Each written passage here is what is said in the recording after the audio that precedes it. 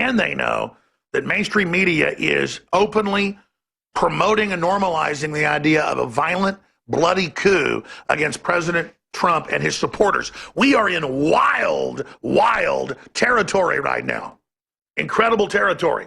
Now, we're going back to Gary Haven and, of course, Owen Schroyer in a moment to talk about this. But first off, a lot of people say, man, Alex, what's it like to have Newsweek run the hoax headline that you say Jewish actors staged Charlottesville? What's that like?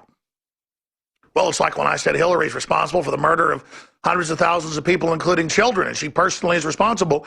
They edited that together with other comments to say that I said she killed people under a pizza place. It's not my fault Fox News edited that together. It's not my fault. That's their fault. They're scum. That's why they're fake news. Just like that was Megyn Kelly. Just like they're saying that Trump never repudiated on Saturday, never repudiated on Sunday, never repudiated it on Tuesday.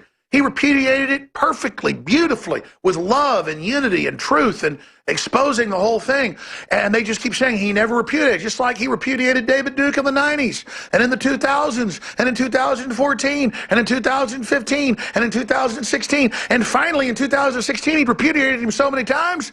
One day, it was on a weekend, they said repudiate him. He didn't repudiate. And they went, oh, my God, you didn't show him repudiated. You must support him. So then he repudiated it dozens more times. One time, 3-4 times in one press conference. And a couple minutes after he repudiated it, they said, you never repudiated. And he said, you're crazy. You're fake news. First time he said that. I just repudiated it again. But see, they're editing it. They're taking the live press conference and editing it to keep asking the question, why won't you repudiate? Why won't you repudiate? And at a certain point, I'm watching a Nazi collaborator like George Soros, a literal Nazi collaborator who's overthrown over 100 countries, funded the Arab Spring, funded radical Islam to take over, a scourge to Muslims, Christians, Jews, you name it, literally declared an enemy of the state of Israel. Literally, that's Reuters, declared enemy of the state in Eastern Europe, and groups he funds edit stuff together. But I'll give it to Media Matters and David Brock. At least they took my real quotes and kind of cut them down, where I said I'd been to KKK events I protested and to Aryan Nations events I protested. Those videos are public online, and said, you're big fat federal agents. Look at you. You're Hispanic. What are you doing in a KKK outfit? Look at you. You don't look like, and people say, well, what's a Jew look like? Well, they can look like, anybody. There's black Jews, white Jews, Asian Jews, whatever. Anybody can convert, but a classic, Ashkenazi Russian Jew features, like you have in an encyclopedia. People have features. It's okay to point out people's features. Like some Scandinavians are 6.5 feet tall. The point is it came out that they were indeed leftist from the Southern Poverty Law Center and other groups in those Nazi groups that I protested. It turned out specifically I was right. We've been showing news articles the whole time, but they don't show you the news articles. They edit together 2-3 words here, 4 or 5 words there, put them together, and then put that out. But I don't care. It doesn't hurt me. I on purpose said all that Sunday, knowing they would do that, knowing it would be all over the newspapers, so that then the listeners would end up hearing the truth about the leftists that are staging events. But they didn't fully stage Charlottesville. They came in and provocateured it. They do have these crisis actors, which they hire for these drills, which then get hired as well on to be leaders of the Antifa. My second police state film shows them being trained on the news as actors, as role players, so it's not illegal. They tell them, oh, we're training you to be actors for a zombie scene, or we're training you to be actors for a riot scene in a movie, wink, wink, because it's illegal to do that otherwise. And then they go out and they attack Seattle and make the good protesters look bad. I have it all on video in a 2-hour film. It's free. The amount of evidence we have, and there's Mexicans and Germans and Jewish groups and Chinese people, everybody that are leftists going and posing and being part of this destabilization. But the media takes the one part about leftist Jews being caught staging events, which is Reuters, which is Washington Post, which is Associated Press, and they misrepresent what I said to say it was Charlottesville to then cause the crisis. The truth is, one of the organizers does have connections to the FBI and CIA. So does the mayor, and I've had former high-level CIA on, Dr. Steve Pachinik, blowing the whistle. He can't give you classified info, but he basically said they are from his sources. Just like he's given us intel on air before that ends up coming out. later. He can't give us the classified stuff. He's got all the connections, but he can give you a basic approximation because he used to run regime change teams, overthrow governments himself. And people go, well, then he must be bad. No, he's working for America to expose it right now and telling you they're trying to implode the economy to stop Trump and to stop you. The stakes have never been higher. Now, Gary Haven's going to be hosting the rest of the transmission. I'm just coming on to get all this covered here today. I've got the left doing fake crying. I've got them calling for violence. I've got it all. But before we go to Gary, Anno and Schroyer, who are chomping at the bit right now, we have some of the biggest, no, these are the biggest sales we've ever had. They're going to have to end Sunday. I said for the rest of the month, but we're going to have some new specials because we're selling out a bunch of stuff. I could bring back some of last month's John Oliver specials, making fun of him demonizing us. But a lot of that stuff came back in. So I brought those specials back along with the 1776 specials combined. That's called the BuzzFeed specials, where they tested our products, found out they were the cleanest, best, lowest priced out there. It was just incredible how their actual report blew up in their face in ways they couldn't even understand. So to celebrate how the enemy's attacks are turned against him by the good Lord, we have Brain Force, our amazing nootropic, 1776, 55% off. We have X2, the good halogen, 1776, 55% off. Oil of oregano, 1776. BioTrue selenium, 1776. 66% off on colloidal silver. That's going to have to stop very soon. That is about to sell out at $9.95.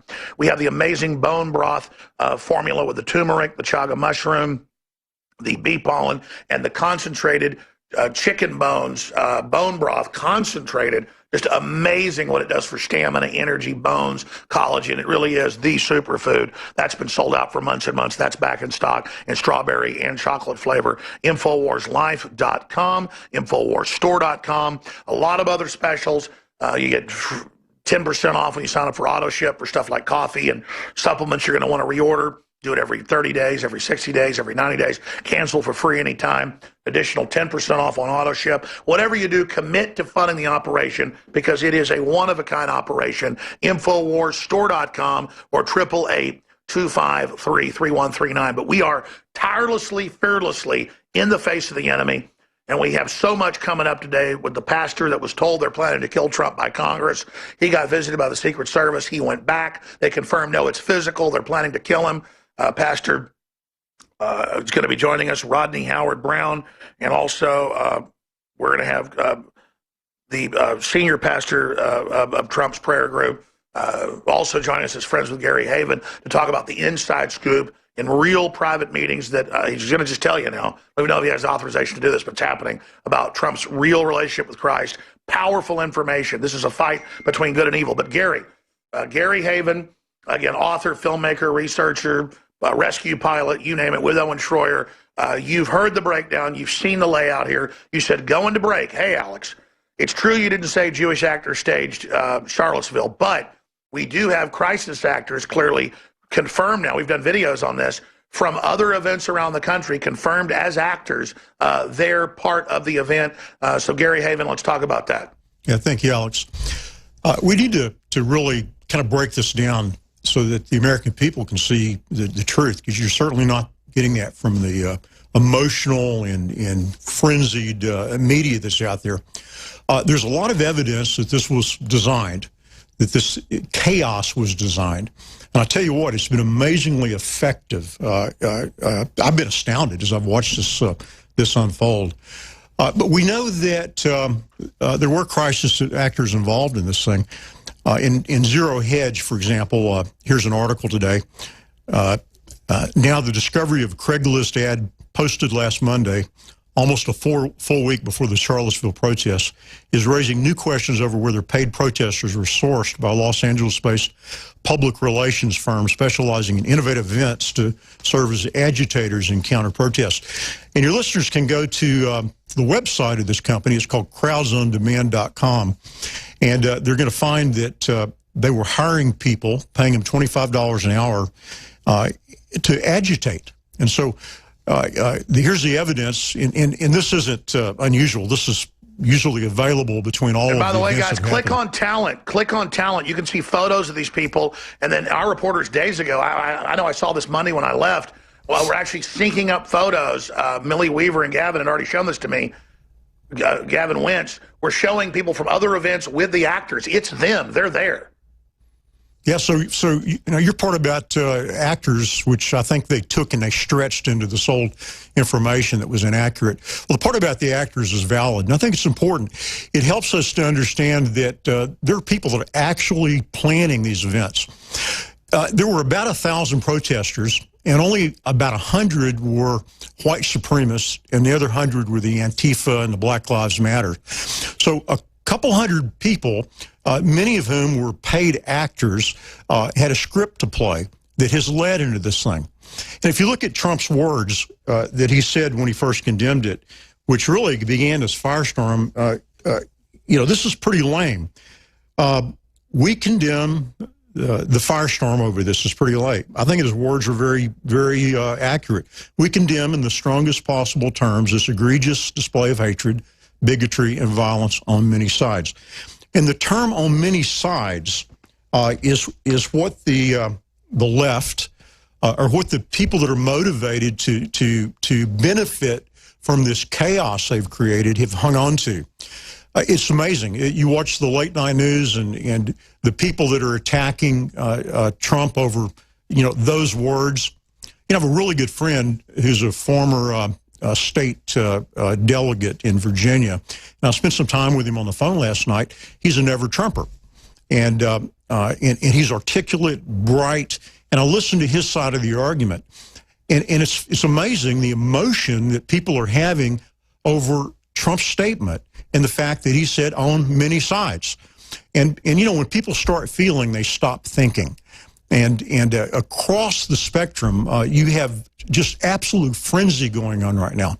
So what is the goal here? And the goal is that you create order out of chaos. You acquire power by creating chaos. And I'm afraid that this movement to create these events, that summer of rage, was kind of late in coming. Boy, they have hit a home run now. We are in for some real problems in this country. And so it's so important, Alex, that people like you and me are able to talk some reasoning into what's happened here so that the vast majority of American people who don't want violence, who stand against racism, and as a Christian, I'm commanded to love people and to tell the truth. And when you look at the violence that's being perpetrated and the myth and the attacks on the president and on anybody who defends the president, and that's another thing they've accomplished. They've been able to take, the term white supremacist and convert it to white nationalist, and then inclusively, anybody that's a Trump supporter becomes a white supremacist. Anybody that's wants the borders controlled. That's what this is. Not only were there actors there, and then that's what I said, is they ship in a bunch of actors. They do this at every event. I've been there. I've covered it from Seattle to Austin. There it is in the news. There it is, mainstream media. There they are advertising. There's the photos of the actors. And I go, it's crazy. Sometimes there's even people that are clearly Jewish, and it comes out they're Jewish later, 18 years ago, at the events in the Southern Poverty Law Center, running Elohim City, the big white supremacist compound in Oklahoma. And again, they then distort that. But think about this. We know it's synthetic.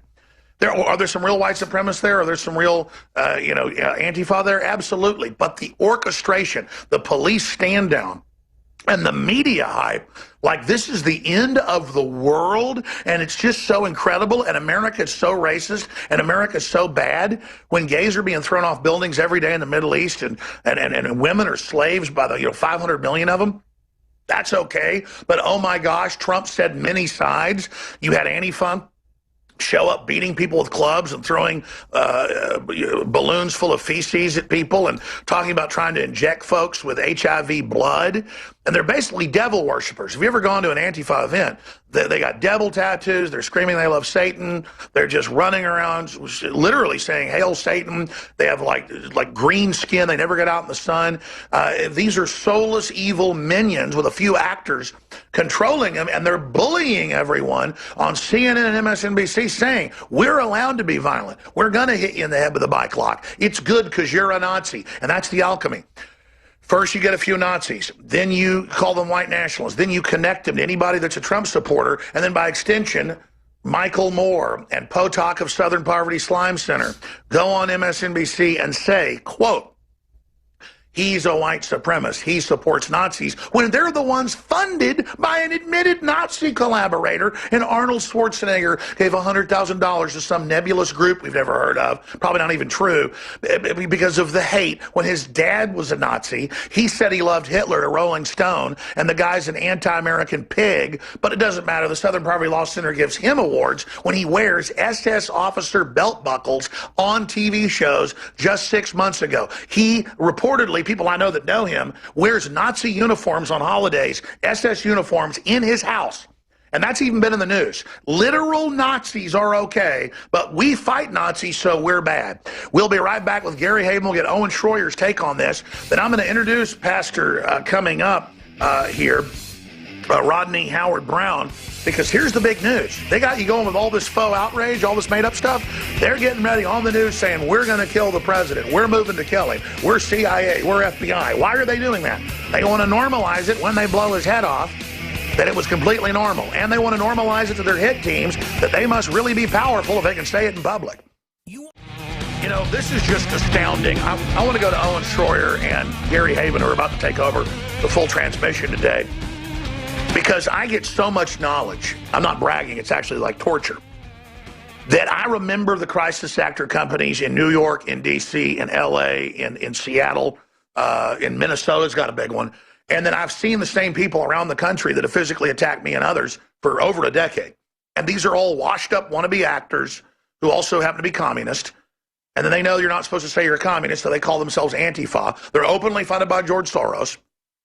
They're on CNN, MSNBC saying we're going to be violent. CNN says, yes, go out, attack any Trump supporter. They want civil war. And then there are websites advertising, hey, we have crisis actors ready to go. And I just mentioned this on Sunday and mentioned a smattering of examples from over the years, and the media just misrepresented it. But then I totally missed the point of going in. Millie Weaver and Gavin, too, they had all this stuff on Sunday and we're going to post it. Maybe they did, but it's like we already know this, so we just kind of just say it to everybody. Even though we have the total bombshell proof, and then it's a billionaire CEO, cool cat, you know, rescue pilot. I'm not kissing his butt, but he's an amazing guy. Coming in going, hey, let's settle down. Here's the crisis actors. Alex, hold on. Alex, you're actually right. But see, they just had the Jewish part in there to try to discredit us. So Owen Schroyer, Gary Haben, this segment and the next where the pastor joins us, how huge is this? We need to make a big deal out of this, that they did bring actors, which, again, I just go with my spirit, my gut. I just tell the truth and then don't worry about it. And then the enemy's own attacks always turn against them, because now they've attacked so big saying I'm lying about actors, but then they're admitting they had actors. This is another victory. Gary Haven. Well, Alex, I think there's plenty of evidence here that that they've brought in actors and that they continue to do that on all these events. You know, the design here is to create chaos. And right now, you know, you had 100 neo-Nazi white supremacists and 100 Antifa. And this story now is dominated the media all week. It's put the president in a horrible position. You know, I thought one of the most astounding things I've ever seen was the press event that Donald Trump held the other day for infrastructure. We're going to show a clip of that in a moment. Here's the sitting president of the United States and a group of reporters having a verbal battle. I can't remember in my entire life ever that disrespect, that level of disrespect. And Trump went on the attack, and it was extraordinary to watch. So we'll play it next segment because we're about to go to break, but let me raise this then. Again, even Zero Hedges' headline isn't strong enough, and ours isn't. It isn't, why was this group hiring $25 an hour people a few weeks ago for the event? They say, we will send anti-protesters to cause crises. They were using the words, we need to go back to that website we showed, where they said basically, we will stir up an event, we will cause a crisis, we will, I forget the exact word they were using. They admit to going and basically causing the riot right there. This, and again, as patriots, we all just know this, so we don't even make a big deal out of this, Gary. Owen? Well, let's remember, too, that you had Project Veritas release videos, Aaron Black admitting that he caused violence at the Chicago Trump rally. You have Bob Kramer saying he talks to Hillary Clinton about street agitation. You had Scott Foval talking about he looks for mentally ill people on the street to go out and do these things. So the amazing thing to me about all this coverage saying that you're insane for insinuating there's actors, well, how is that insane? That's been going on for years. This is a tactic as old as Nazis. I mean, Hitler burned his own Reichstag. I agree. And here's what's crazy. You guys showed the one spot on their site earlier. I want to find that again, where it actually says, we'll go agitate, we'll stir it up, we'll destabilize. It actually says, we'll send in our actors for agitprop. Oh, it was to agitate. They actually say in there. I mean, this is sensational. Gary's right that they've gotten people in a hysterical mindset, and then the thinking process shifts off in most people. I've been hooked up to an EKG before just as a test. Mine goes up when I get agitated. I'm kind of a weird duck. I also get really focused when I'm very calm.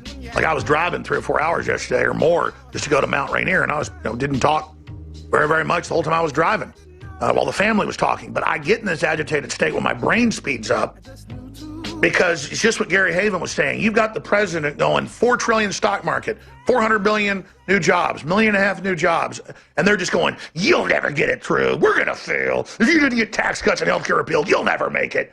And it's like a 20-minute press conference, and they're frothing like he's a convicted child murderer, and the parents are in the court, and the bailiffs having to stop him. I mean, because you have frothing, cowardly, nobody media hired by foreign globalists that have failed and have lost and are doubling down with fake news and have hit the president with everything they've got, and nothing's working, and they want to bully his supporters, and they want to bully other, never Trumpers to feel like they're part of the winning team and see, we're right, Trump's bad. These are losers. These are followers. These are cowards. These are people that go along with CNN saying, we're going to kill Trump soon, with CIA former deputy directors on. You people are idiots. You're not part of the power structure. You're going to cry out to Christ if Trump ends up getting killed later, when the globalists come down on us and God judges us. This was the reprieve. You were given everything: economy, control of the border, sovereignty, decency, love, all of it flooding back in because Trump said, we're bringing Christ back in. We're bringing God back in. We asked for the providence. We're going to release the secret technologies, and the globalists are screaming, going, no, no, no. They want to steal that birthright of America. And now if you can get all the rhinos and neocons and fake liberals to buy into the con game, buy into the system, and be the schmucks, then we're going to have this reprieve taken. Gary Haven, Owen Schroyer, I think there's no doubt of this. Well, what I don't understand is, since when is the left beyond reproach? How come all of a sudden you have the right getting blamed for neo-Nazis, Nazis, KKK. And the left's allowed to beat people up and say, kill the president. Because they set themselves up. For months. They're doing this for months, Alex. Antifa's been brutalizing things. I mean, look at the Women's March. Look at the Black Lives Matter March in Dallas. Well, yeah, years. Okay, that's true, too. CNN, when cops get killed, say, well, cops are bad. They deserve to die. But we've seen them say, well, more cops are going to die because you're bad people. And most police departments are rolling over. I mean, let me tell you, they haven't put a dent in Trump yet, but you're right. Haven's right. This is getting some traction because of weak-mindedness from literal Soros-funded cop-killing groups. Yeah, they use, if you speak up and tell the truth, then they use ridicule. Then they try to twist your words. They lie by omission. They got a real strategy here. Yeah, Alex, I think we haven't mentioned this yet. It's important. This young woman that died, it is a tragedy. I thought her mother, who spoke and gave the eulogy, was an amazing woman. I don't know if you saw that or not, but really an honorable woman. It was amazing. We played it yesterday, yes. Yeah. So but you can't let that terrible tragedy keep you from being able to speak the truth about what happened here. And the media has been very successful at holding that up and saying that you can't talk about Antifa, and that's where the violence started, by the way. Antifa attacked the people, and Millie, with her great report, by the way, demonstrated that. And saying that is racist now, saying that is evil, saying reality is evil. Yep, we have to be able to talk about it. We can't be shouted down or ridiculed or whatever, particularly right now, because they are really mounting a successful challenge to Trump's presidency over a few words that he chose. It's amazing to me. Well, I think it's amazing that, to get back to what I was saying, that the right, quote unquote, the right, is having to apologize for things that were created by the left. Nazis, socialists, left, KKK, Again, Democrats, but they left. failed in their mind control before. The hoax isn't completely working. It can fade again, but we have to stand against the peer pressure and tell our friends, our family, everyone that it's total hype and mind control. Let's come back, introduce the pastor that was the witness to the coup plot against the president with the latest developments. Ladies and gentlemen, Pastor Rodney Howard-Browne is with us for about the next 40 minutes.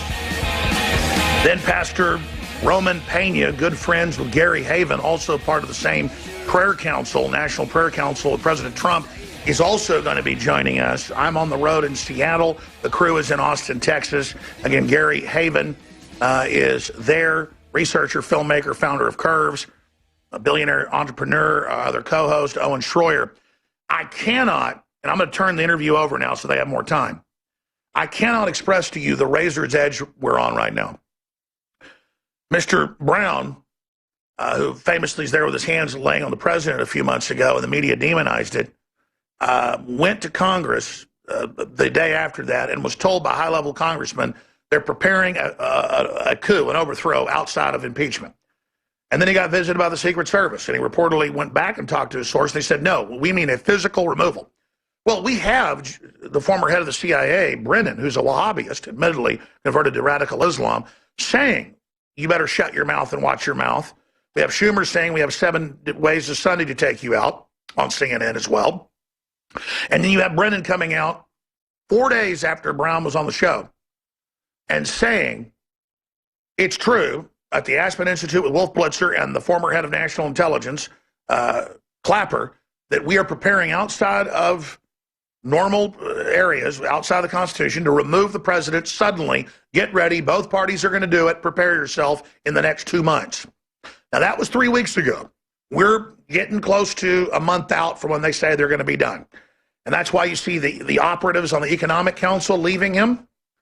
It's why you see this whole hoax that he's a racist and never decried David Duke, never decried the events in Charlotte. That's why we now know crisis actors were hired, according to the Democrats themselves, and sent there to stir up the fight. We're not defending the white supremacists either. We're saying it's a staged event.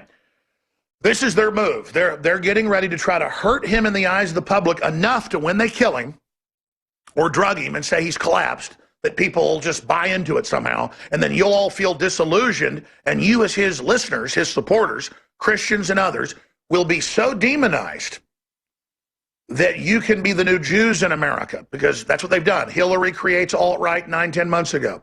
Then she connects it to all conservatives, all Christians. Then, because it's her term the Democrats created, they can now define alt-right as the white supremacist, even though it's a tiny minority, probably 100 white nationalists there. Maybe 5 or 6 idiot KKK morons. But it doesn't matter. The president says, come together, love each other. I decry the white supremacists. They don't care. They're going to beat this drum ahead of the big event. So we need to pray here today, not just cover this info.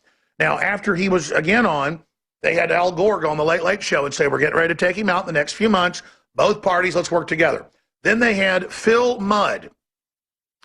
Yes, I'm not kidding. Our evidence is related to the doctor who helped John Wilkes Booth kill our other Republican president, Abraham Lincoln. He's from Virginia. We trace his lineage. It's crazy. His name in the Latin even means the man of the swamp. So a man of the swamp, related to the guy reportedly that killed Lincoln or helped John Wilkes Booth kill him, he was convicted of it, is on CNN as the former deputy director of the CIA in basically covert action, killing people. He's not a pencil pusher. And former deputy director of the FBI. He's held both seats, works for the Democrats. He is Mueller's best friend, basically. He said, we're getting ready to kill him. Okay, so they're now on TV a week ago saying we're going to kill him. So talk about the pastor, what he told you being confirmed. We're going to go to the pastor here in a moment. But I wanted to play Mudd here saying this just a week ago. Here it is. What was your response, Phil Mudd? A couple surprises. Let me give you one bottom line. As a former government official, government's going to kill this guy. He defends Vladimir Putin. Their State Department and CIA officers are coming home. And at Langley and in Foggy Bottom, CIA and State, they're saying, this is how you defend us? Phil, before, I want to ask you a question, but Phil, just to reiterate, obviously, when you're talking about killing, you're using that as a metaphor. You're not talking about. Yeah. I just. What I'm saying is government. People talk about the deep state. When you disrespect government officials who done 20 or 30 years, they're going to say, Really? You send Vladimir Putin sends officers home, and you support him before you support us? I just want to underline, Amanda. Okay, that's enough. Trump signed the sanctions. It's all lies. He didn't even say that about Putin. Just it's lying to the public. They have nothing but disrespect for you. They're not going to stop lying. So, Pastor Rodney Howard Brown, thank you so much, sir, for joining us. I'm going to give you the floor now. Please take over with your co-host in the next 40 minutes or so. And that, of course, is Gary Haven and Owen Schroyer. But thank you for being the watchman on the wall that really, as you signaled this, then in the days that followed, the dam broke. This is so biblical. I really want to hear your teaching, sir. Take over. Well, first of all, thanks for having me on again. I just got back from a trip to Asia. I was in India, Sri Lanka, and Hong Kong, and everybody was so excited about the president. You know, not everybody watches the BBC and CNN, but there were many Christians there praying. People have joined the initiative to pray for the president. You know what I always say, it's a miracle that Donald Trump made it to the White House. And of course, he's there, he's undoing the agenda of the globalists, and so they're so upset. First of all, the Russian narrative comes, you know, it's on everything, Russia, Russia. Now, of course, that whole thing is unwinding, and they're finding out that Russia had nothing to do with Trump getting elected. It was actually the American people. So now, of course, they're stirring up all this other nonsense now, trying to get racism going, get a race war, get what we call an American Spring going, and then it was actually supposed to start on the 2nd of July. So they're actually running late. But I tell you, I believe it's going to fail, because I don't believe the polls or anybody that says that the president has lost his support. I believe the president's support has grown. The American people are not stupid. They're seeing through the lies of the mainstream media that is now being, what people don't understand, when the president made the statement about Charlottesville and he talked about both sides, people don't understand that Antifa was co-opted, and so was Black Lives Matter was co-opted. And there's probably people inside the Ku Klux Klan that have been co-opted. So all of this stuff is probably a CIA operation anyway, to try to get a massive uprising going on in America, get a race war going, get a civil war going. But I tell you, we are praying, and I believe it's not going to happen. And I believe what they think is going to happen is going to backfire on them. It's going to backfire on the media. It's going to backfire on every plan.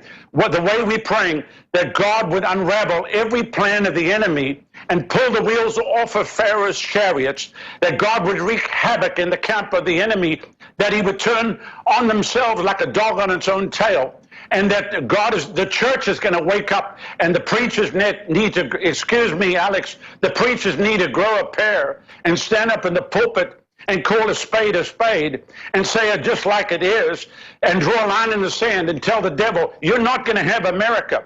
God has heard our prayer. He gave us Donald J. Trump as a last-minute reprieve, and I don't believe God answers prayer for us suddenly now to be set back. And so I understand their plan to take him out, but they are not going to succeed, not on our watch. And we're not going quietly into history. They're smoking some incredibly bad weed if they think we're going quietly into history. I'm going to skip this break so you have even more time. You're on fire, and it's total truth. And I had absolutely forgotten that Soros and all of them announced and spent hundreds of millions that July 2nd, the new revelation was coming. They were going to start race wars in America, and they think we're so stupid that it all fizzled out, but then it finally happened on Soros's birthday. They've announced it all, and then there's new levels of lying they're putting out against all of us. But as you said, you're right. Well, there's providence here, so please continue. I am going to leave now, or I'm going to be interrupting. I want the other co-host to jump in, but keep laying out what you're saying, because what you're saying is what's in my heart, what's intellectual, I understand, but also folks I know in the Pentagon, people I know that have been high-level CIA, State Department, not just Pachinik, they're saying exactly what you're saying and naming names. It's criminal elements of the CIA, not the whole CIA, but the deep state leftist, and they are so angry because he's turning the economy around. The blessings are coming back in when he, on January 20th, asked for God to come back into America and providence, and they use the name Jesus Christ. I mean, this is powerful, and this is clearly a spiritual war because they hate Christians. That's why they fund Orthodox Islam to attack Christians. So you've got 10 minutes to break, or 12 minutes to break, and we've got the crew here. Lay out, Pastor Brown, what we're facing, and then please give people your website so people can learn more about your powerful teaching. You'll be here with us till 40 after, but you can stay longer too. We've got another member of your great international and national organizations that also prays with Trump, Mr. Pena, joining us, but please continue. Okay, so here's what they're trying to do. Obviously, they're trying to label everybody as a white extremist, as a racist. Our church here in Tampa is totally integrated. We have every tribe and tongue. We've been working in the inner city of Tampa. The church is 20 years old. I can go anywhere in the inner city and the people love us because they know how we've helped them and what we're doing. So the fact of the matter is this, what they want to try to do is go from what they call alt-right and KKK, white supremacists, and then label Christians. Conservative Christians are going to fit the bill too. So this is like almost like a Salem witch trial, where they're going to go on this hunt. You know, they first of all want to take out the president because he actually speaking on behalf of the people. And I didn't see anything wrong with what the president said on his first statement or even his second statement. I can't believe how the media would take everything and just twist it. So this is obviously a concerted effort of the media coming together with one purpose and one goal, to just label the president and try to put pressure on him to just quit throwing the towel. But Mr. President, if you are watching or listening, don't stop. The American people are behind you. And here's the thing. In the 1700s, if you go back and look at England in the mid-1700s, about 1740, 1750, the UK was in the biggest upheaval. The whole of the country was, everybody was drinking. There were drunkards from the royal family all the way down. The British people had a bad name on the continent. In the rest of Europe, if you mentioned that you were British, they would almost like, you know, spit. It was a bad name. All the music, all the plays, all the poems were foul language, coarse. The penal code was so strict because of the crimes were so bad. Human slavery was at an all-time high. But then God sent a revival that started with the Wesley brothers that actually shook across England and actually jumped across the pond, that really caused the first great awakening in America, with people like George Whitefield and Jonathan Edwards and Peter Cartwright. The city of Boston only had 25,000 people in the population at the time, and they would preach and the crowds would come. And there was opposition, of course. People would actually moon them. They would urinate in their direction. But the city had to pass a law that no one could sit in the trees, because as they preached, the power of God would fall, and people would fall out of the trees under the power. So that's what shook early America. And even coming to the 1800s in Cambridge, Kentucky, when 25,000 people gathered, the city of Lexington only had 1,800 people in the population, but 25,000 people gathered. So God sent a great awakening in the 1700s and the 1800s, and America was in an upheaval. You know, before the foundation of this land, you had 13 rebel colonies, but God brought this nation together as one nation under God. Yes, there was a problem. Yes, there were problems with slavery and all that kind of stuff. But through divine providence, this became a nation woven together by the hand of God. And I'm not saying that America's been innocent, because as you and I know, that America's been got hijacked from the foundation of our Federal Reserve. And then the IRS that polices the American people, all the way down through the years, how they took over the education, how they began to dumb down the people, how they even took over the seminaries, and they began to take the word of God and make it of none effect, basically denying the virgin birth, denying the resurrection, and taking the power of God away from the churches. This was all a planned design that took place many, many years ago. Then you saw prayer taken out of schools. Then you saw the 10 Commandments taken from the courthouses. So we have a whole generation now that have been raised up. They have no fear of God, and they've been pumping the filth through Hollywood, through television, through everything possible, and entertainment, basically, to put the people into the trance that they're in right now. And you could see with NBC and ABC and CNN and all of these news agencies that basically are controlled by the same people that are basically pumping night and day. I was walking through the airport in Hong Kong, and there was CNN, and I could read the ticker tape, and everything was just attacking Trump night and day, night and day. So they're on an agenda right now, but I believe that we're going to see divine intervention. And I believe with all my heart that God is going to shake America from the White House to every house, from sea to shining sea, from Maine to the Keys to San Diego to Seattle, across the great state of Alaska, the Hawaiian chain to the island nation of Guam, American Samoa to Puerto Rico, that God is not finished with America. I don't care what the media says. I don't care what the papers say. I don't care what they try to stir up in our ineffective Congress or even our Senate, where that whole place has been bought and is under the control of a cabal that basically runs the show. But God put an outsider in to give America one last opportunity. And I believe that we are going to see another great spiritual awakening. That's why they're so upset. That's why they're trying to do everything that they can. That's why they just label you. If you don't agree with them, then you must be a racist. Well, guess what? We're not racist. We love God and we love people. We love people of every tribe and every tongue. And so God is moving in our land. I have a Bible school here. We have had 500 students here this morning, and I addressed them. I spoke about some of these things. The place went wild. People understand, and we have every tribe and tongue in our Bible school. So God is raising up an army of men and women that will not compromise, that will not sit with one foot in the world and one foot in the kingdom of God. God's raising up preachers that are not worried about their tax-exempt status, that will boldly speak out from the pulpits of the land, and that will say exactly what needs to be said. And I feel it's happening, Alex. I feel God is doing that, and we are seeing a groundswell. I believe there are more that are with us than are with them. These people are a minority that make the biggest amount of noise and try to act out like they're a majority.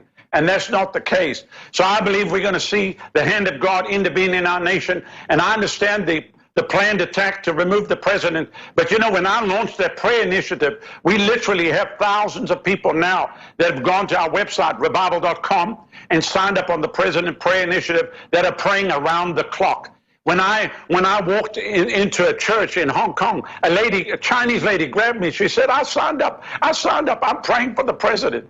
So people all over the world are praying for America, praying for our president, and praying that God intervene as he has in the 1700s and the 1800s, that he does it one more time, that God intervene in our country. So I see all this stuff happening, but I have great excitement in myself, in my spirit, to believe that God has heard our cry and that he is intervening. And I believe that all these plans of the enemy, that God is just going to pull the rugs from underneath them. And whatever they set up, if they dig a ditch for us, they'll fall in it themselves.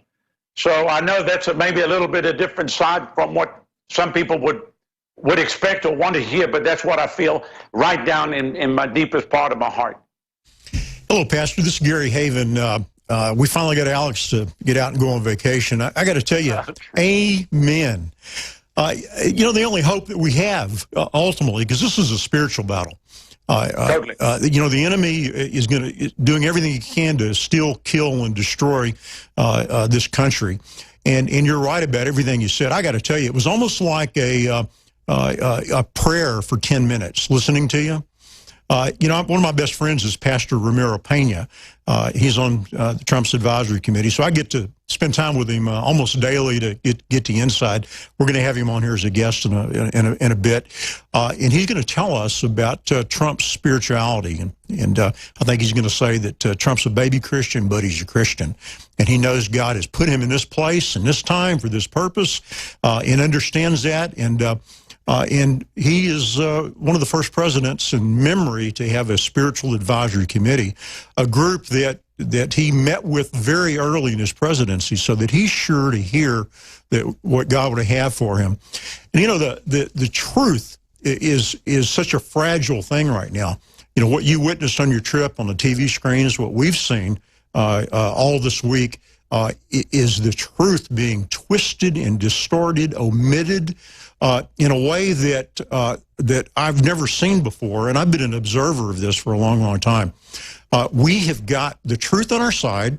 We have to be bold about it, and I got to tell you, your 10 minutes there was articulate and bold, and amazing, and I want to commend you for that. And it encourages everybody else, you know, people that are afraid of being ridiculed or made fun of because they're standing up for the truth.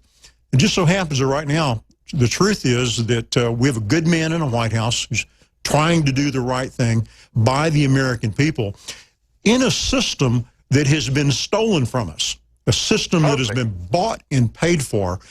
You know, either side of the aisle, it's not a Republican or Democrat thing. These people are beholden to the moneyed interest.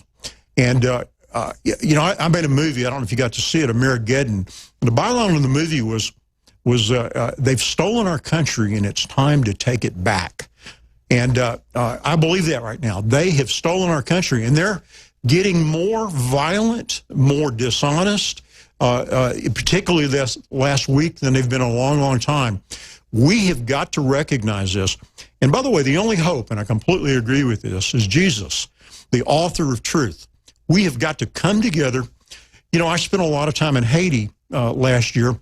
I actually lived there 6 weeks, flying search and rescue and saved the lives of dozens of, guess what, black Haitians. So I've got the credentials that people can't criticize me and call me a racist. And you know, we love these people. And by the way, you're South African. I've been to Joburg a couple of times.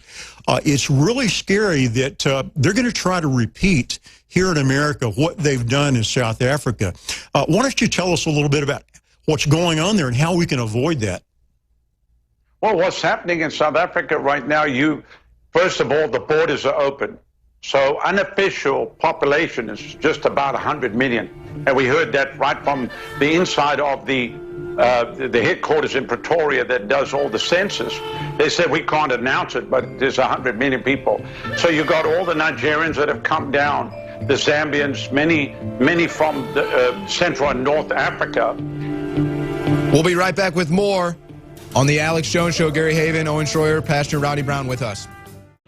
Sorry about that, Pastor. If you would, please continue us about the South Africa version, because it may very well be a preview to what's going to happen here in this country. Okay, so now you have this influx of everybody coming down, taking the jobs of the black South Africans, and they start to kill one another, what's called xenophobia. So it's black-on-black violence in the townships where they're killing Nigerians, killing, you know, all the foreigners that they feel they're taking their jobs. But then you've got this group of people that feel like the white farmers need to pay for their sins. So they're going from farm to farm, killing. It's almost genocide at this juncture right now. I mean, basically, they'll come to a farm. I mean, these are wealthy farmers that have had the farms for hundreds of years. They'll come right onto the property. They'll grab the man. They'll cut his eyelids off so he can't close his eyes. They'll rape his wife. They'll kill his kids in front of him and then kill him and just leave. They don't steal anything. They just come and murder. It's a genocide that's taking place right now because they feel like they need to purge the land from all the things that have happened in history. And of course, what people don't understand, that all this agenda, this is all an agenda that's been laid out a long, long time ago. You cannot do what you're doing. The cabal that runs the planet cannot do what it's doing if the people are unified. So what they do is they'll come in and cause the problem. I saw the problem now just in Hong Kong between political groups that are even dividing the churches. So you can see that taking place, even in India. And Pastor now. Brown, I can't help it. This is so powerful. I hope you'll come back and join us more often. I know you travel the world, do such an amazing job, and my crew's here co-hosting, but I just can't be drug away. Specifically, you've covered the positive global awakening, but how the enemy's coming in against the Spirit of God. But specifically, can you get into how the Secret Service visited you but won't visit the former CIA deputy director that said they're preparing to kill the president, or the former director that said they're preparing to remove him? Can you talk about after you warned the world, they came and visited you, and then I read that you talked to Congress again. I wanted to confirm that because I only read it in the newspaper. You have to check those, obviously, and because they lie so much, and that you did confirm that they were saying it was physically removed, i.e. physical coup. Can you just speak to those things? Yeah. First of all, I never talked to Congress again because I got the story right the first time. When the Secret Service called us was due to somebody reporting us to Washington, D.C., probably a disgruntled minister. That's how things go. So anyway, they called the office here, and I was in 2 meetings a day, and I said, listen, come to my office, come meet with me. So they arrived, walked in the main Secret Service guy, 2 other guys with him that he was training. And I showed them, I've got a lot of animals in my office because I'm a hunter. So they saw my elephant and everything, and we were laughing, and we sat down. He opened up a folder, and he said, so who's the congressman? And I said, I can't tell you that. I started to laugh. And he said, well, you said, we need to know the congressman. I said, absolutely not. I said, I'll tell you everything he said. And I said that I was told that the talk on the Hill was that the president would be removed physically in the next 2 months. And I used the terminology that was told to me by the congressman. He said, well, we need to know who the congressperson is. I said, I'm sorry, sir, I can't tell you. You're probably going to have to subpoena me. And then I'm not sure what I'm going to do at that juncture. I'll probably pull a Hillary Clinton at that time. But the fact of the matter is this. I said, if you boys are doing your job, then you already know. Why you come here and bother me about it? I felt that. Then he tried to insinuate that I was trying to draw people to my website. I said, go to ranking.com. My website's been in the top 200,000 websites in the world for 15 years. What are you talking about? I said, I'm trying to get people to pray and get people to my website. What weed are you smoking? Anyway, it worked out. Well, okay. Pastor, let's talk about this briefly before your colleague joins us, because this is so incredible. They're already in the news saying they're going to remove him. You say this, then right after you say it, they go on the news and say they're getting ready to remove him physically outside of impeachment. Now they say they're going to kill him, which totally vindicates you, but then they tried to spin it like you were bad. This is this upside down world. Why do you think suddenly the former director of national intelligence, the former head of the CIA, the former deputy head, all said they're going to remove him or kill him, and Al Gore said he'd be removed the next 2 months as well? They all said exactly what you said. I've talked to members of Congress too. They're calling him up, telling him, you better get in line, you better not back Trump, or we'll get you too. I've gotten these phone calls, and of course they're in confidence. You can't say. There's an intimidation campaign going on. Now you see it a month in after your warning, the gear up for the demonization and the civil unrest. So let's speak to why you think they came out right after you spoke this, and clearly now you've been proven right. What do we do next? Obviously prayer is paramount, but in the information war, call Congress, call C-SPAN, call talk radio. I mean, what do we do? Spread this live interview right now, or the videotape interview of this, or I mean, what do we do temporarily? And I agree, it's all about spirit and God, and the rest will happen, but specifically, why did they do this? Right after you said it, A, B, what do we do? What's coming next? Look, they were here for about 15 minutes. Then he realized it was a nothing burger. And then they left. I haven't heard back from them again. And even if they contact me again, I wouldn't tell them who the congressperson is. I've had people try to guess, but they must just keep guessing. The fact of the matter is this, that, like you said, they have not investigated the other people or gone to them, but they just tried to basically intimidate. Maybe they thought that I was a pastor who's just going to roll over, but they picked on the wrong person. I don't play by that game. So, you know, Alex, I'm a radical. I mean, I believe in the Constitution, the First Amendment, the Second Amendment. We start gun clubs in churches. I give away AR-15s on a Sunday morning. So maybe I'm around a different kind of a church. I'm not sure that even some of the other men that are on the council would even do stuff like that. But I know what America's about. And, you know, I grew up watching I understand you're victorious. God's a victorious spirit. So here we are. The enemy wants to say on their platforms they're going to kill the president, but they don't want us on our platforms to prepare the people to say no and know how much danger he is in. Can you speak to that specifically and just what it's like to, to be praying with him? And we have another pastor coming on who prays with him routinely, and what you think about, the spirit of Trump and why God's chosen him right now to be in this key position and the great courage he has with what's happened to his family, him. I mean, I don't want to just sit here and talk about how great he is, but he is in the lion's den right now. This is such an incredible moment. Please continue.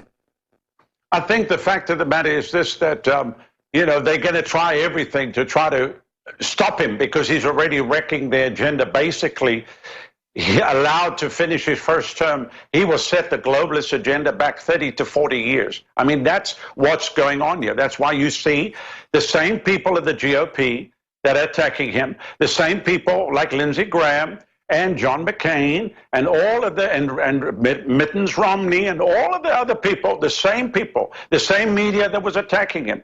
So what I want to say to Christians, obviously you need to pray.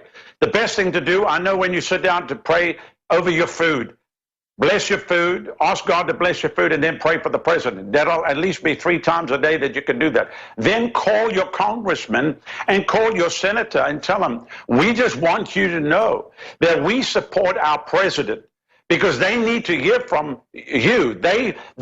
What I've learned is a lot of the people up on the Hill, they get the information from the news media.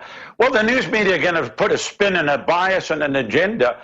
So they need to hear from the American people. And I tell you, these people are in for a shock, because not only will he succeed in what he's doing, but he will win a second term, and it will be by a landslide, because by that time we would have already cleared out all the fake people that voted in this last election that gave Hillary the popular vote, which was really bogus in any way, shape, or fashion that you look at it. Look, everybody has to stand up. You know, here's the thing. If we don't hang together, we'll hang separately. And if people just leave this thing alone and you think it'll all sort itself out, it won't. We need to pray like it all depends on God, and then we need to get up and go like it all depends on him. The president is a man that has asked for prayer. And I'll say this, he's been in 5-hour prayer meetings with people just praying. I even asked people, said, does he sit on his phone when they said there's no phone around him. He just, with his head bowed, and as people pray. He's a very humble man when it comes to the things of God. And I could tell you the way that he responded to us when we walked into the Oval Office. My jaw dropped open. Alex, listen. I mean, basically, the president said that here were people representing the real power, the power of God. That's what he said when we walked into the office. So I don't care what the media say. God has put the president in this position. He came up against all odds with all of the other horses that were being backed, where they said he would never win, and he won. And now they're trying to remove him from office. But I believe if the people, the American people, the same people that voted for him, voted him off, but please do not listen to the media. Do not listen to CNN. Don't listen even to Fox. I beg you, please, do not listen to these people. They're being co-opted, and they are pumping an agenda. I'm just telling you right now. You know in your gut feeling, that's why you backed the president when he was running, against all odds, against every lie, against $2 billion thrown at him. He still succeeded. And so to every American, to every patriot, to every person, even if you're American living in another country, find out where your congressperson is, call them and tell them, we just want you to know that we back the president, and you better back him, otherwise we're going to remove you in 2018 or 2020. It's time. It's time now to draw a line in the sand, and if they want to fight, we'll take the fight to whatever level needs to happen. Pastor, those are powerful words. Well spoken. We really appreciate having you today. I think you've been very informative and really shown the true hope, which is this is a spiritual battle.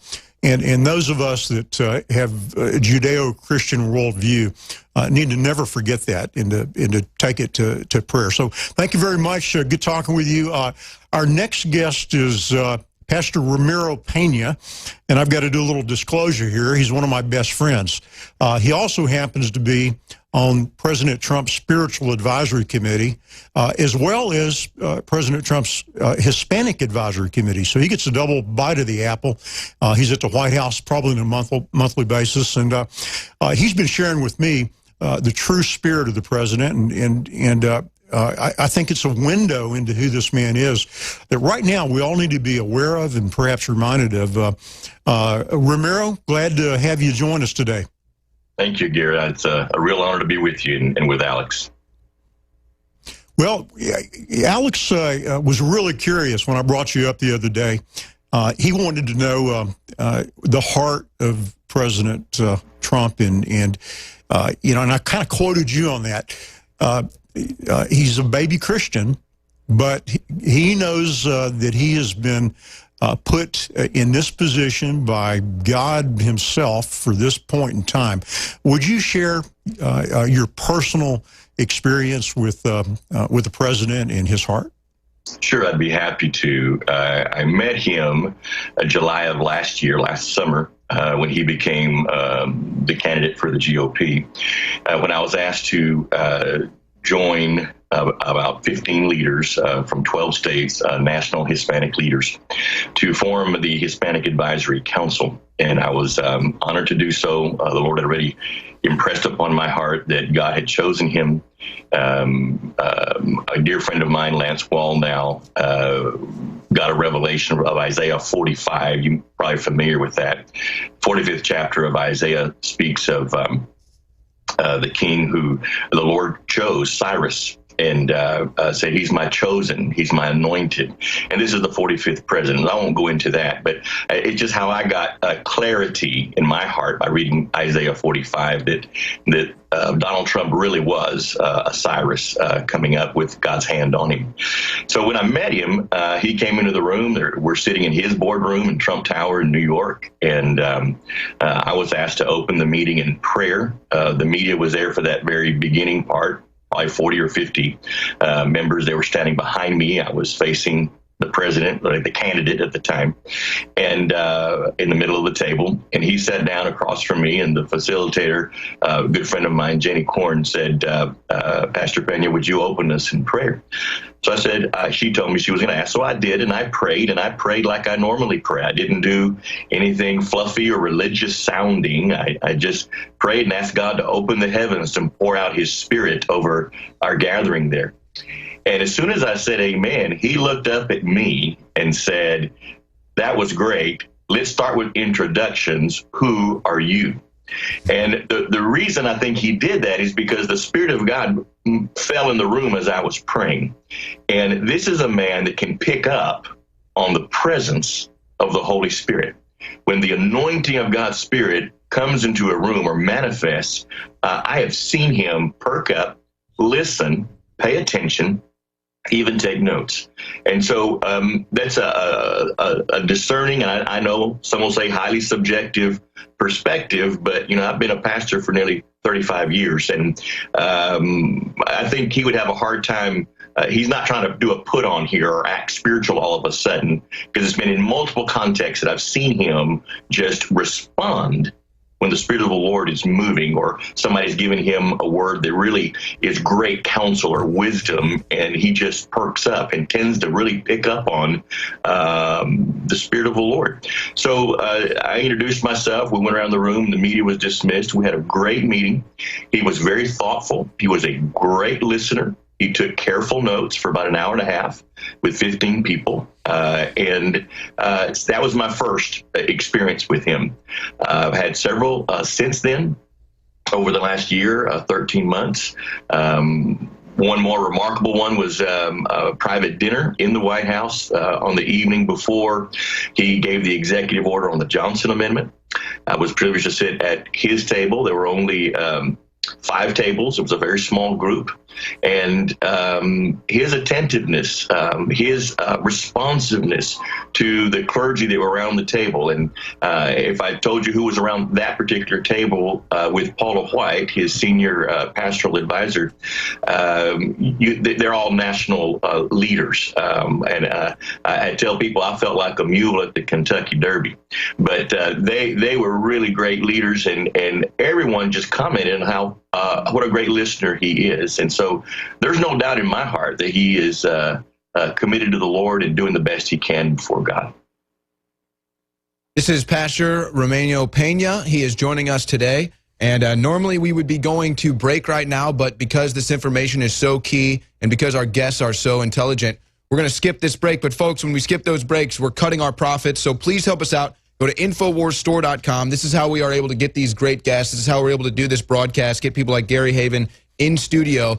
Take advantage of the BuzzFeed Mega Specials limited time offer, and it's probably even more limited than we originally intended because some of these products are selling out. Take advantage of some of these great specials. Some of our best products, most highly rated products, most highly effective products, Brain Force Plus, Survival Shield X2, and Secret 12 are all 55% off. 55% off, under $20. You can get some of those great products.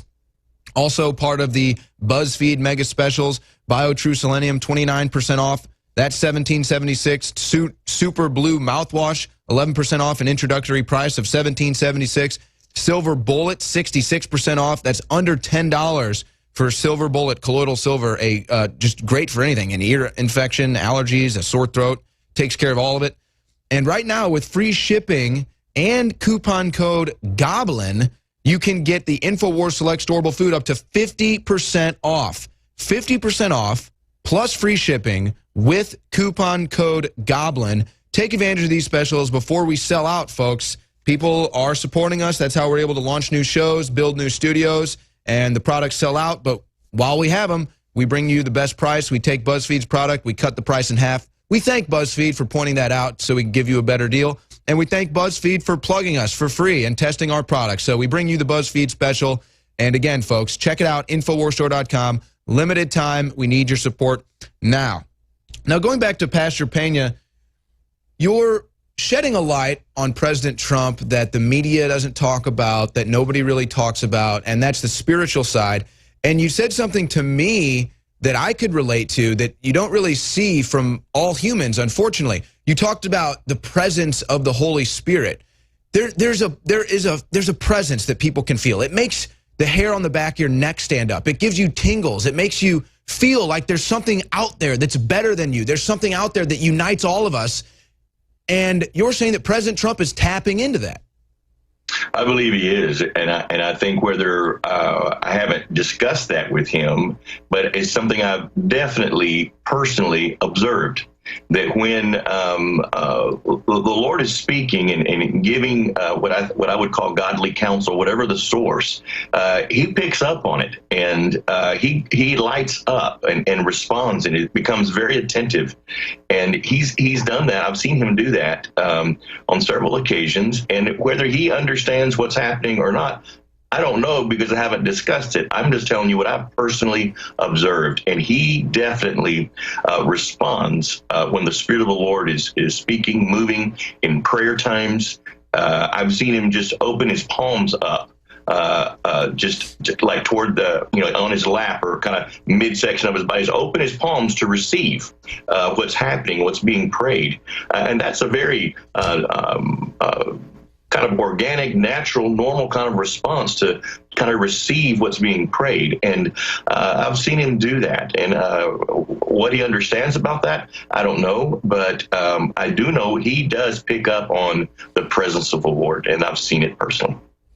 Ramiro, you and I have had a lot of discussions about Trump's steps forward, maybe one back. Do you have an opinion on why he seems to tolerate people around him that tend to perhaps be from, the globalist community or the banking community? What are your thoughts on that? Do you feel like that maybe he's just trying to find his way right now? Well, I think he is building more relationships than probably he ever has right now. And I think he, my assumption, my guess would be that he is testing the waters with people and trying to get the best wisdom and insight he can, whatever the source might be. He has a good nose for talent. And when somebody is really talented in a specific area, he wants to know what they have to say. Now, whether that's a good source or not, I think he eventually figures out and responds accordingly. But I think he's so open to wisdom and good counsel, he's trying to get it from whatever source. And, you and I might differentiate who we want to listen to, but because of some, experiences or ideas we have about the world. But I think he's just so wide open to getting the very best information, the very best counsel from what is normally seen as just the most talented people in the natural, if you will. Then it I think it explains the broad spectrum of people that he's surrounded himself with. And other than that, that's about all I'd say about that.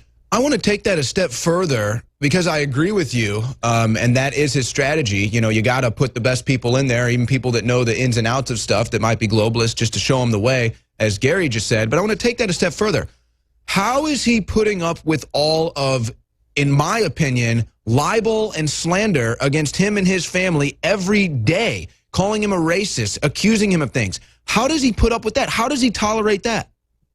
Well, it's interesting. I think one of the great things that buoys him and lifts him up is all people that are praying for him. He's told me the 5 most important words he ever hears are, I am praying for you. And I think it is the prayers of the saints, people that are lifting him up, that understand how dire things are, how important it is to pray for him. I think that's what's helping him and giving him the emotional and spiritual strength he needs to tolerate constant attack. So I posted several videos from the White House begging people, pray for the president, pray for the president. He wants it. He needs. He acknowledges it, and he says those are the 5 most important words he ever hears. I am praying for you. There was even a campaign of people sending him postcards just to tell him that they're praying for him. And I would encourage people to do that again, even if you do it once a week, once a month, whenever. Send him that note. I think that's what's supporting him and lifting him up right now. Otherwise, I personally don't know how somebody doesn't just completely wither under the barrage of any attack that he's under. I had to get to ask you, Romero, do you personally know Pastor Rodney Brown? I've shook his hand, I think, at the White House. I don't have a relationship with him. I heard the last 7 or 8 minutes of his commentary in the interview. I'm sorry I missed the rest of it. It sounded just tremendous. But no, I do not know him personally. Yeah, you want to go and watch that. It was pretty amazing. It was almost like a prayer for 15 or 20 minutes as he was doing his discourse on what was happening there. Amazing guy. You should reach out to him, and I know you do a lot of public speaking. You and I have been on Jim Baker program countless times, kind of talking about how things work. Really great to see you. I'm sure this weekend you and I are going to go find a quiet place and talk about this crazy week. Any last comments on this crazy week? Well, I don't think I could get started and we'd go off to the races. There's too many topics, too many issues. But last comment I would make is to thank you personally, Gary. Thank you, Alex, your whole team. Thank you for what you're doing. Thank you for being wonderful patriots. Thank you for speaking the truth. Thank you for your courage. And I've added Alex to my prayer list as well, so that the Lord would protect you, send his angels to surround you, and that more people would tune in and listen. God bless you both. Thank you, Romero, and thanks for all the good work you do. And we will be back in a few minutes. Welcome back to the Alex Jones Show. Owen Schroyer, Gary Haven with you. Roger Stone is about to be in studio breaking down his latest intel. But I wanted to make a point here before I got out of here, and we also may have a video. I did a little undercover video yesterday getting people to sign a petition to remove George Washington from the dollar bill. So we may have that, as well as another little Easter egg that we found out. But I wanted to just have this conversation with you before I got out of here, Gary. With all of these people protesting, removal of these statues, this, that, or the other thing, it's all going on.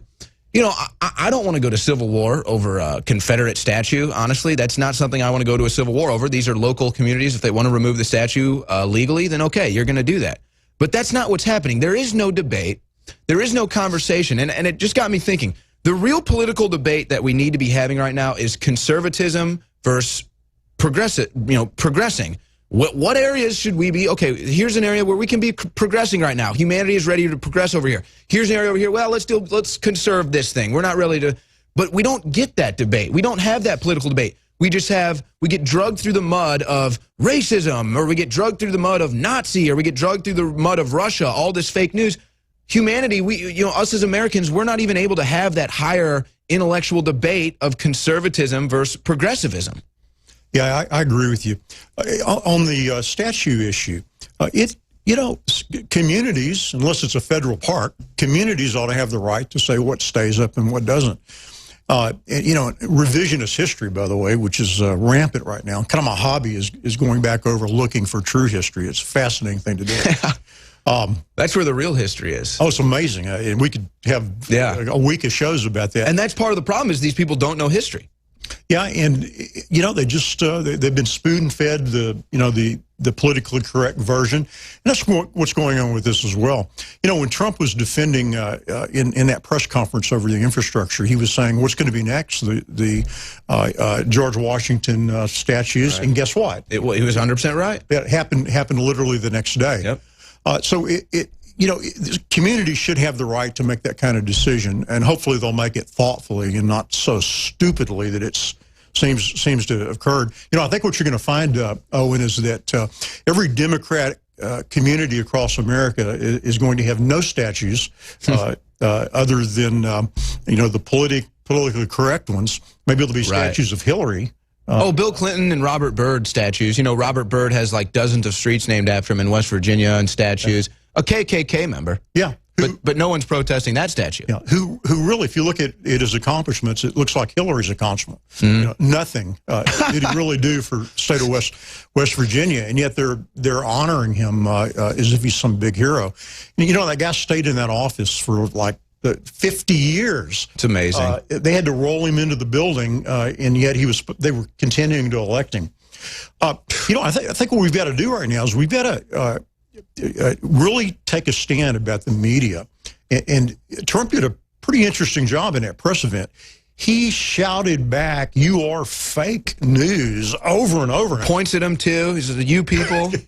Yeah, and I got to tell you, as unpleasant as that was, I think we thinking people have to America loves it. Claim it. America loves it when he points to the fake, because that's who's really dividing us. I mean, ultimately, we should all be able to unite behind the CNNs of the world, the MSNBCs of the world, all these people spreading fake news. Because even the protesters, when I go out on the street and talk to these people, they know CNN and MSNBC is fake news. So I'm like, well, then why do you believe what they say?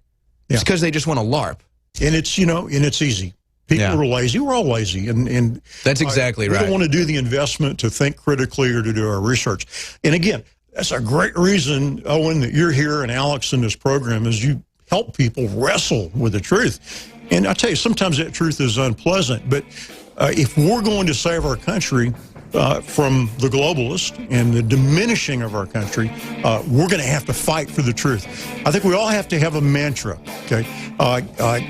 Do not watch fake news. Deny it every time you can. Just unplug it. Just completely remove yourself from that spectrum. We'll be right back with Roger Stone. Seen the liberal media freaking out this bad since Trump won the election, and this might be even worse, because now, instead of almost breaking out into tears, Van Jones did break out into tears, and it looked like Anderson Cooper and Don Lemonhead were trying to hold him back. Even Jimmy Fallon put his show on hold to give an anti-Trump editorial, and Jimmy Kimmel is saying that he needs to go. What did the president do, you're wondering, to cause all this grief and to cause people to call for his impeachment? Well, when he denounced the horrible and deadly violence in Charlottesville, Virginia over the weekend, he said that both sides were violent and that both sides were causing problems. Well, how dare you, Mr. President? Please repeat that horrible statement that you made on Saturday, Mr. President, that is endorsing the neo-Nazi white supremacist KKK and Adolf Hitler himself. I brought it.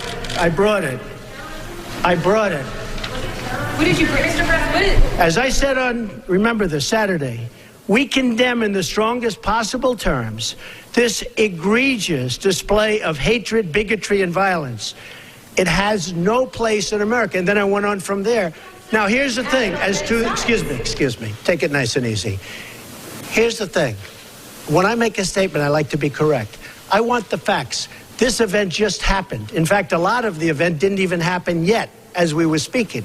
This event just happened.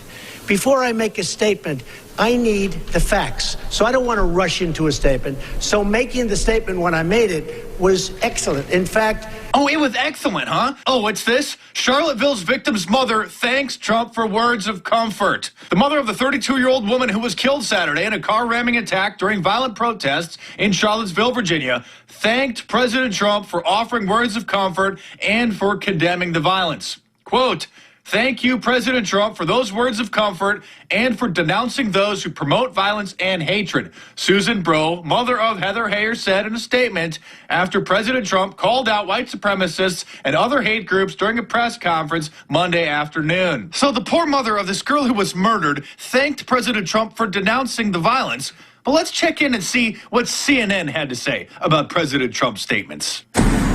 We normally start off the broadcast saying good evening, but tonight there doesn't seem to be much that is good about this evening, because a few hours ago, the President of the United States revealed so clearly who and what he really is.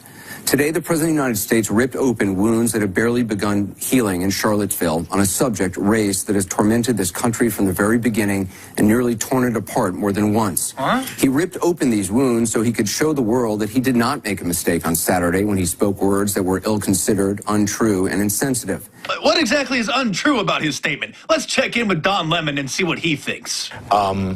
This is a sad moment for the country, and I think it was an awful moment for the person who's supposed to represent the highest office of the land. I mean, today you saw the real Donald Trump proving all of his critics right in that moment. Everyone was sitting there watching, saying, here we go, his true colors are coming out. These people are more upset with what President Trump said about the event than they are about the girl getting murdered by that psychotic lunatic who ran into that crowd with his car. Tell us what you really think of Antifa, Don, the leftist terrorist organization which dresses up like ISIS and then riots every time a conservative speaker is invited to a college Mark campus. Dice, media analysis, social critic, political activist, and author.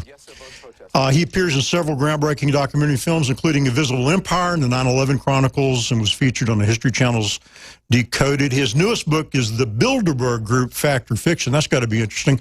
Mark, welcome to the InfoWars program. I'm Gary Haven, and I've got Roger Stone sitting here. What say you?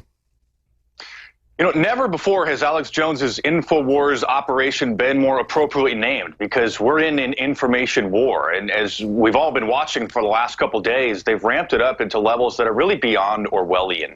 And of course, they're trying to stoke the fears, literally glorifying leftist terrorist Antifa. CNN is now literally a terrorist propaganda network. The network itself, their anchors, Chris Cuomo, is glorifying Antifa on Twitter. This is astonishing. And of course, they're trying to hype up the anti-Trump fever that we saw brewing last summer when events in Chicago were canceled due to violence, when we saw peaceful Donald Trump supporters being attacked unprovoked, unprovoking their attackers in San Jose and in other cities. We're entering into some dangerous territory. So it's glad to be with you guys. I think that, you know, InfoWars is doing such a fantastic operation. And again, never before has the name of this network really been more appropriate, because this is an Orwellian information war that we have to win. Well, Mark, I follow your tweets avidly on Twitter. You're a real truth teller, and I'm glad to be with you today. We really are in a Kafkaesque-like moment. I mean, it's truly Alice in Wonderland when the President of the United States speaks an obvious truth, which is to say that violence, when condoned or advocated or perpetrated by anyone on the left or the right, is wrong, and he is slammed for saying that.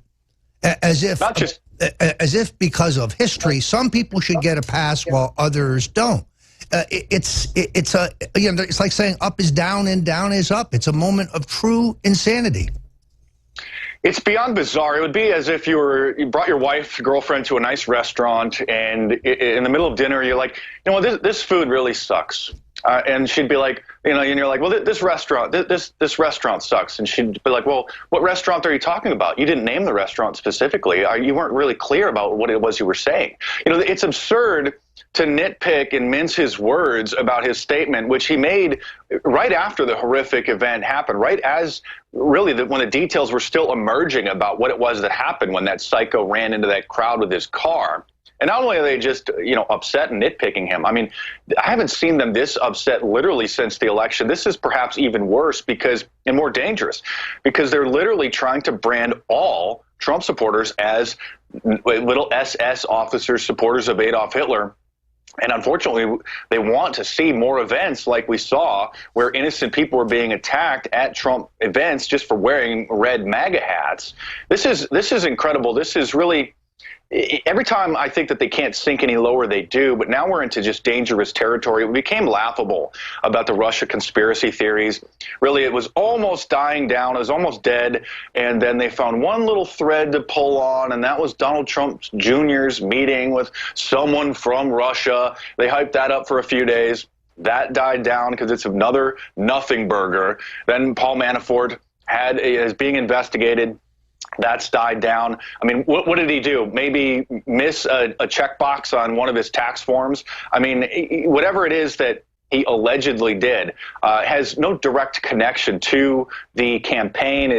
This investigative creep has now veered so far off the rails that it's going into just people's personal finances, no relations to this campaign.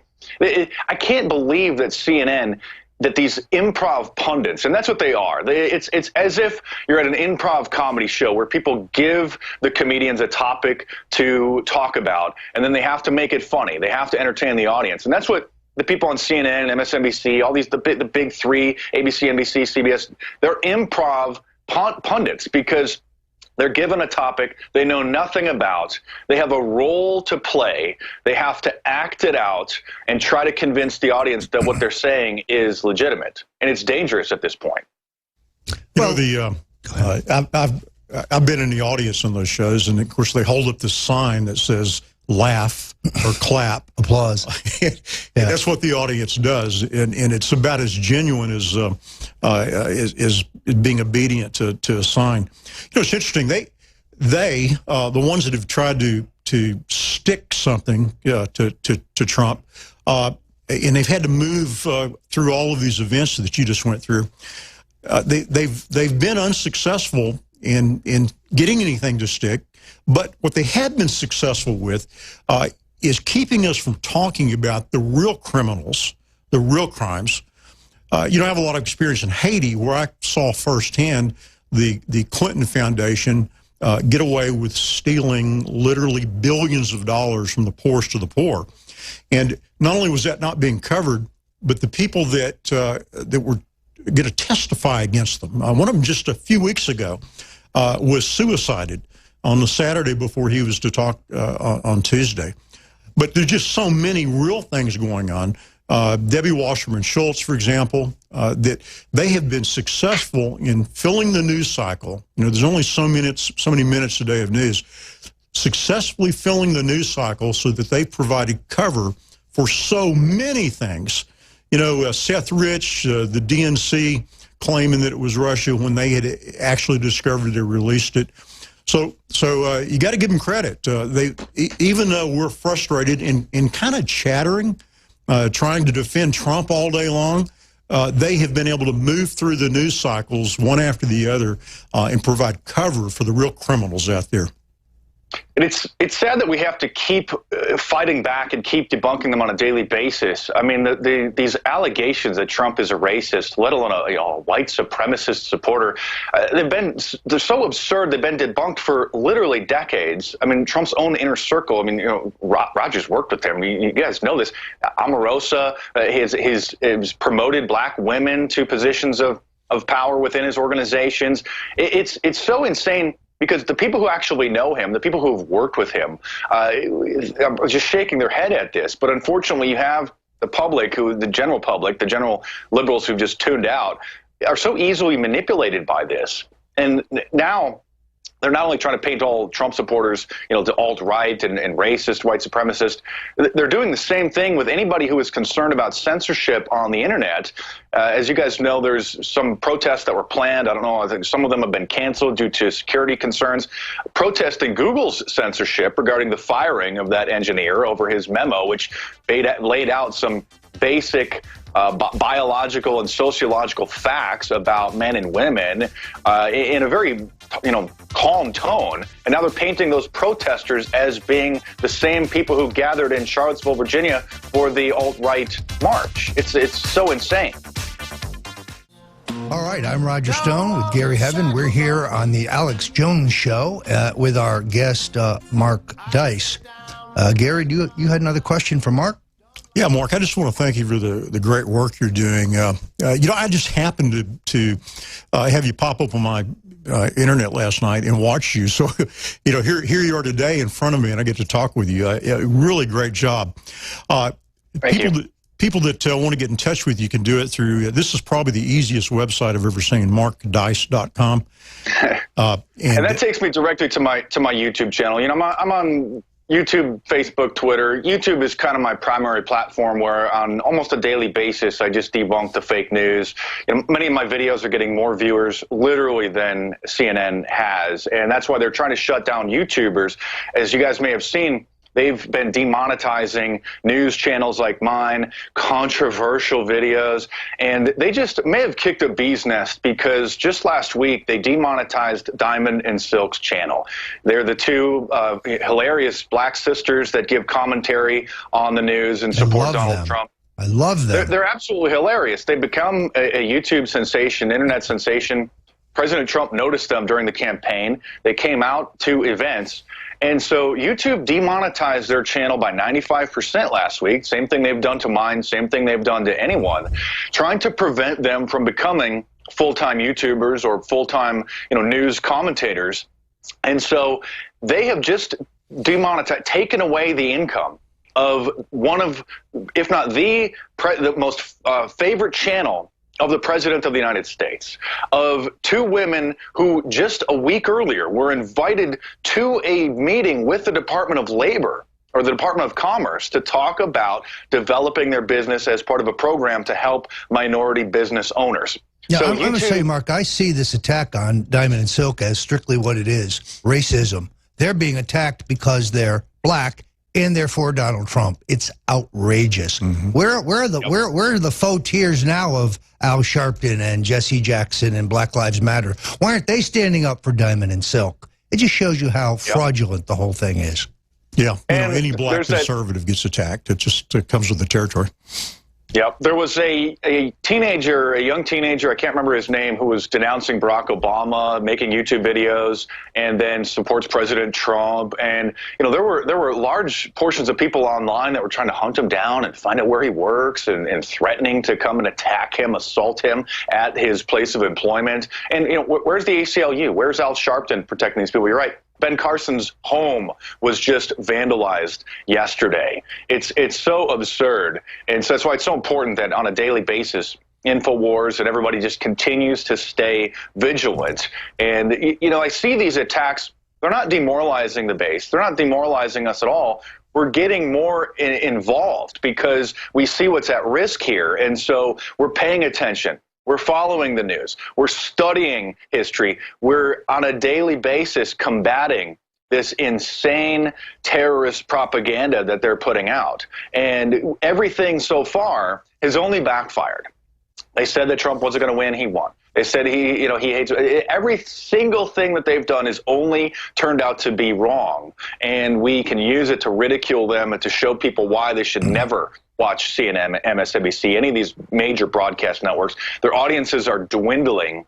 If you look at their ratings compared to, in the 80s and 90s, I mean, we had major network television shows that would get a quarter of the entire television audience watching one particular show. 25% of all people watching television would watch one particular show. Now, there are tens of thousands of YouTube channels with 100,000 subscribers, thousands with 1 million subscribers, Hulu, Netflix, Amazon Prime, InfoWars. Everybody is now fractionalized. And so these major networks are panicking because they don't have the influence that they once did. And that's why they're really coming after all of us, trying to hurt us financially, hurting Diamond and Silk financially, trying to hurt Alex, trying to hurt me, to really shut us down because they are scared of us because we're so effective. I think that's exactly right. I mean, what's interesting about watching all these talking heads is how completely fraudulent it is. These are people acting like they're upset. A greater concern to me, however, are members of the White House staff, members of the administration who are now telling reporters on a background basis how upset they are with the president and his comments and how inappropriate this is. I guess the moral of this story is if you hire gutless moderate Republicans, don't be surprised when they act like gutless moderate Republicans. The people who work for the president are doing him a disservice. He deserves better. Mark, thanks for joining us today. People can find you at markdice.com. And we're on the march. You're doing a great job out there. Thank you. Welcome back. I'm Roger Stone. I'm here with Gary Heaven, sitting in for Alex Jones. We've got Mark Dice still with us on the line.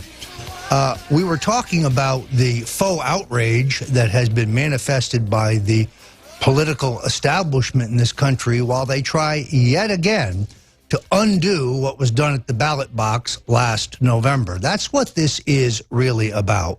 There has been, since Election Day, a consistent effort to destabilize and delegitimize the Trump presidency. Russia didn't work. The Russian collusion delusion turned out to be a dud.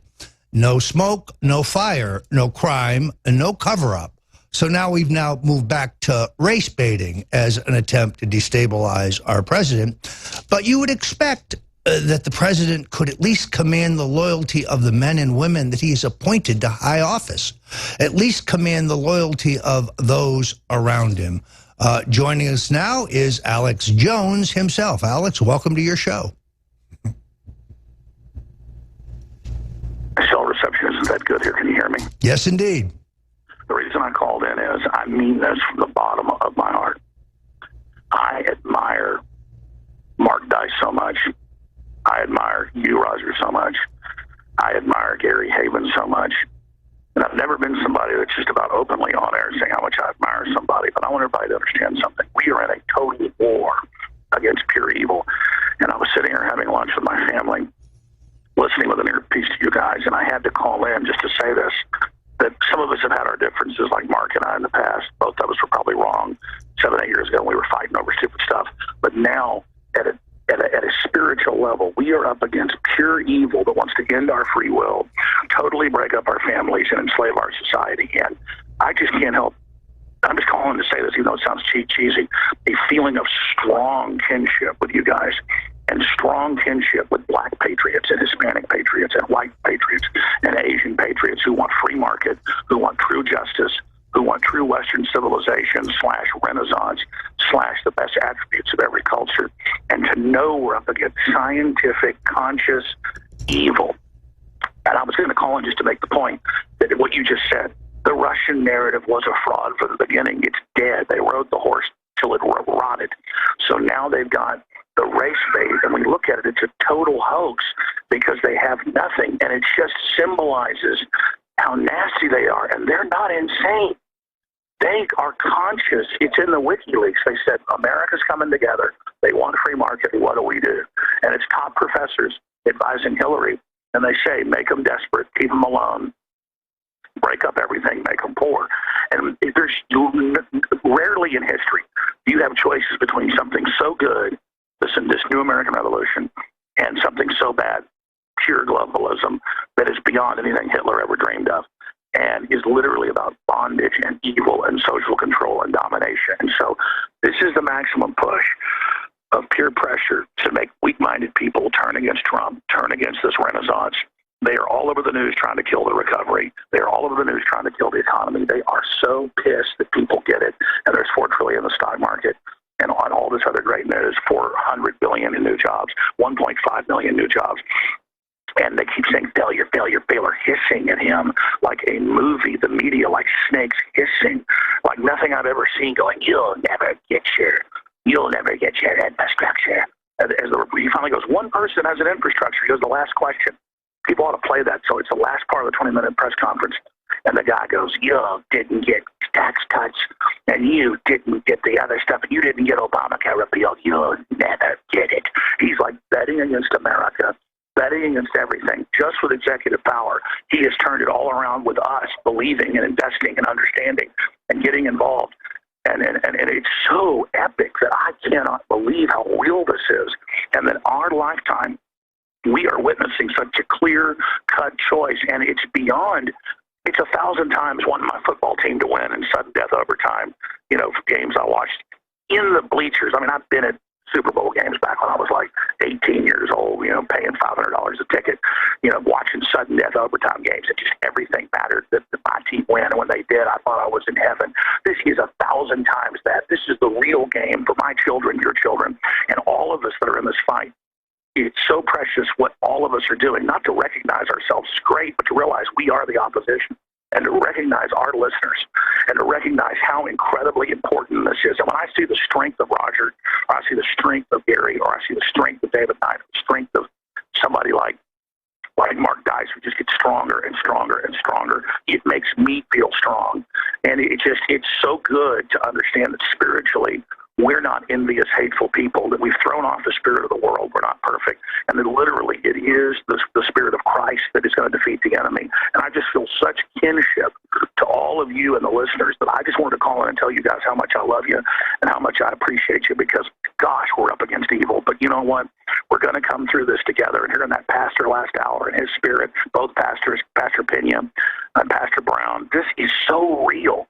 And you see people bullied by the world, bullied by peer pressure, believing they're on the real team. I've had people in Seattle, 99% come over and tell me they love me, probably 400 people, where I can't even go down the street. But I've had 3-4 people walk over, 1 out of 100 literally, and go, F you, Alex Jones, we hate you, and point at me in public when I'm walking down the street with like it hurts me, like their peer pressure hurts me. And I realize they're slaves. Thank God we're not like them. Thank God that we're not total slaves that actually care about peer pressure and things. We have an inner compass of justice. Not that we're good. We realize we're fallen and wicked, but we want to be with God. We want to be good, and that's the difference. I just want to say, this is an epic time. We need to pray for justice, pray for truth, come together. I've never been a racist person, but I've been tribal, and I've been sick of people telling me I'm racist, and I've had thoughts that aren't good. But I want to say this has helped me transcend completely any classism or racism I had. I'm tired of being brought up in Dallas and being told I was racist, told I was bad, physically attacked because of who I was. I have transcended it completely, because I'm not going to be part of the enemy who claims they're trying to transcend racism when they're the ones pushing it. We all have souls. We all are made by the Creator. We're all brothers and sisters. And I want everybody to know, no matter what color they are, I love you. And I don't even hate Islam, except that it was created by the evil to oppress people. I love the people. I hate their system of control. And I just want to say I love you guys, and I appreciate you, and take over. Sorry I'm always calling in. The broadcast is so powerful. And the Spirit of God being risen up against the enemy as the full spirit of evil rises up.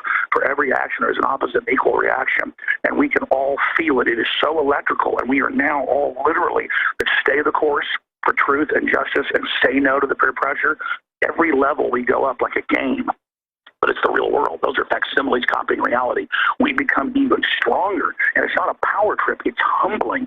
These evil people are looking for power. They have no idea. They're just tuning into God. There's so much power. You'll be completely humbled.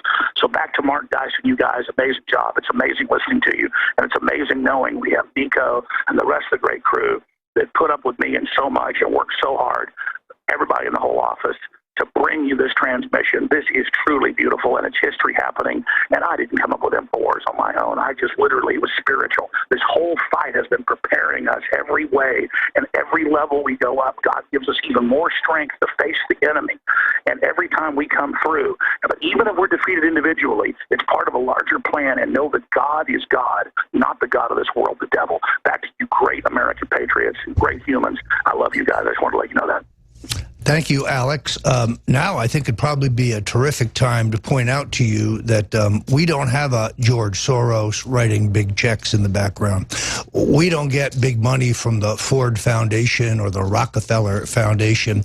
We have to count on you, and to keep the doors open and to realize the expansion that Alex Jones has in mind. I ask you to go to the InfoWars store now. Now, some of you may recently have seen the attack on the InfoWars store by Ben Smith's BuzzFeed. And by the way, if you're interested in funny cat videos, that is the best place to go. But I want to thank the folks at BuzzFeed, because we actually had a substantial uptick in our sales at InfoWars as patriots found us and found these terrific products. No product will go online at the InfoWars store that hasn't been rigorously tested, and where we don't have hundreds and in many cases thousands of testimonials of satisfied patriots. So you've got a 1776 special now at the store, and these prices blow my mind. Brain Force, by which I would not be able to do this show right now, 55% off, $17.76. This stuff is terrific in terms of helping you with your focus focus and to kind of gather your mental energy. Survival Shield X2, again, 55% off at $17.76. Secret 12, 55% off. These are the very best of the best products at the site. Silver Bullet, 66% off, only $9.95. So do yourself a favor, do us a favor, do the freedom movement a favor. If we're not here, there will be no voice in opposition to what the CNNs and the MSNBCs and the networks are saying. So support us with your dollars, and we will support you with the truth. Gary? Yeah, Mark, we're glad you stayed with us. Alex called in and had to share that with you. And I tell you what, I'm honored to have words said about me. How do you feel about that? It's been an honor to watch Alex's operation grow from just a website back in 2005 when I discovered it that was streaming the radio show to, kind of an early YouTube channel with Alex just broadcasting with a black curtain in the back to now what InfoWars is today, a full-blown, fully functioning, global media operation with reporters and contributors, the best guests, the best reporters. I've seen his crew grow over the years, and he's got such a great team now. And let's face it, they want InfoWars shut down, and they want Alex Jones dead or in jail. And that's not an exaggeration. And that's why BuzzFeed did some testing on the InfoWars supplements. They were hoping to find that they were being falsely advertised, hoping to turn that over to the FDA, hoping to get Alex indicted. And they are trying and hoping, praying to their Lord Lucifer to shut down InfoWars. So it's very important that everybody watch, everybody's back. It's great to be a part of the InfoWars family, to see Alex's operation grow from just a small website to what it is today. And it's incredible to see the mainstream media now almost every day attacking Alex. And that's when you know that he's doing the right thing, is when these liberal comedian propagandists like Stephen Colbert and Jimmy Kimmel are attacking him. You know then that Alex is doing the right thing. So it's great to be a part of the team, and we have to just keep going. And like when you're going to be physically fit, you want to stay healthy. It's not just going to the gym once in a while. You have to do it consistently. You can take a couple days off to recover and relax and get re-energized, but we got to come back into it. And so, Alex, I hope you enjoy your vacation. And for all of us, the listeners, the crew, we're all we must remain in this fight full time. We can't cut loose just yet. So it's great to be with you guys. Always good to be a part of the team. And I like your gym analogy, being the founder of the largest fitness franchise in the world. You're talking my language. Yeah. Mark, thanks for being here. MarkDice.com. Watch his videos, guys. They're great. We appreciate it, Mark. God bless. Appreciate you guys. God bless. What's amazed me, Gary, is the large number of reporters that have contacted me in the last 72 hours asking me the same question over and over again. How badly has the president hurt himself? Don't you think this is the end? How debilitating is this? They really don't understand that the president actually just helped himself. He just reinforced for his base that he's not going to be pushed around anymore. Let's review exactly what happened. You had this horrific event in Charlottesville, smelling more and more every day like a false flag. Sure, there may have been a few legitimate Klansmen and neo-Nazis sprinkled around throughout the demonstration, but more and more with the revelations about the Craigslist ad hiring actors and the suspicious background of Jason Kessler, who's a white supremacist who only a few months ago seemed to be a Barack Obama supporter and protesting with Occupy. This is beginning to smell very bad, like a put-up job, a get prop, a provocation as an attack point for the president. President comes out immediately, and he forcefully denounces bigotry and hatred. But that's not good enough for his critics. He hasn't been specific enough. So the next day he comes out and he denounces white supremacists. Absolutely, white supremacists are evil and they should be denounced.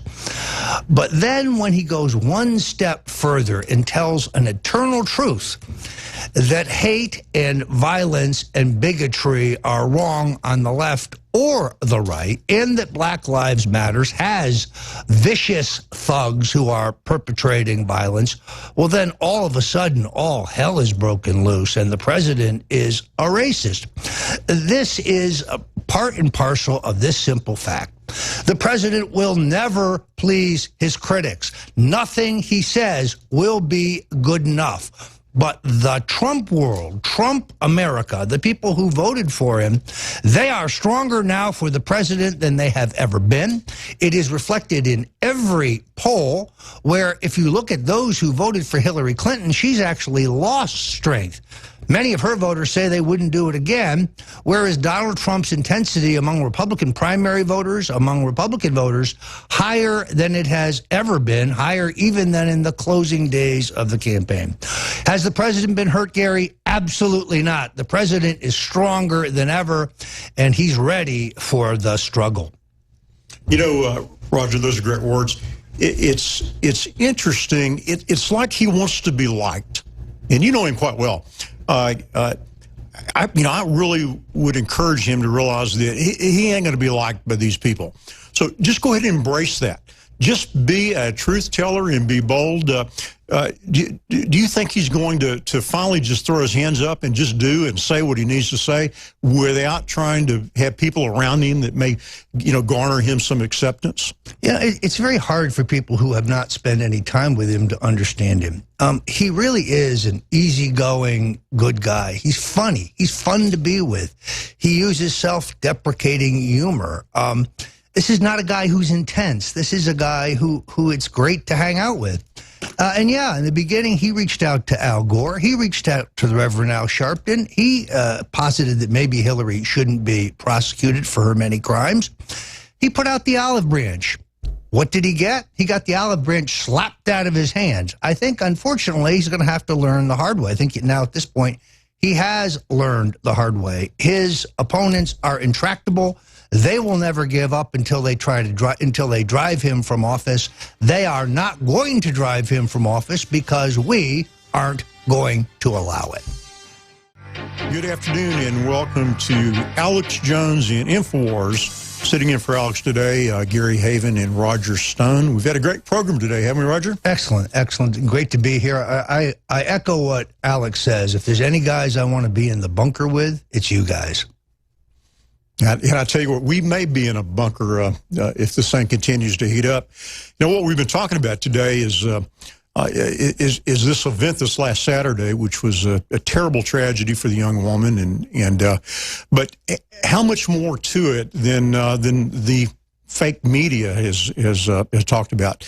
And Roger is a friend of President Trump, knows that the president has been emboldened by this. He's done his best to honor the poor woman that died and to speak against the violence on all sides, by the way.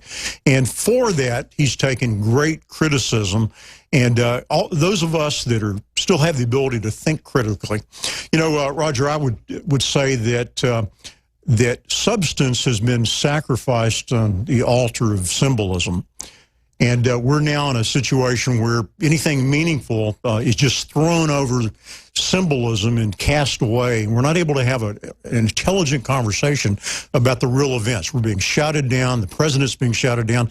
That press conference that the president did the other day was one of the most amazing things I've ever seen. The disrespect from the media, but then the courage. He was in their face, pointing his finger, calling them fake news. So I commend his boldness, and I'm ashamed of the media and their disrespect for the president. Yeah, I love the way he cuts them off and says, please, wait a minute. They would never treat Barack Obama this way, not in a million years. The open disdain, the hatred of the press corps, the working press, is just palpable, and it's there for everybody to see. I also think the president made one other key point, which is to say, okay, you want to tear down statues of Robert E. Lee. You want to tear down statues of Jefferson Davis. George Washington was a slave owner.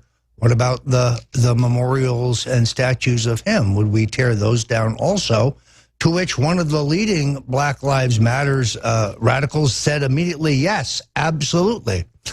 Not happening. Although I've been thinking of trying to find a statue of the well-known racist, bigot, Democrat President Woodrow Wilson. I'd like to help tear that down.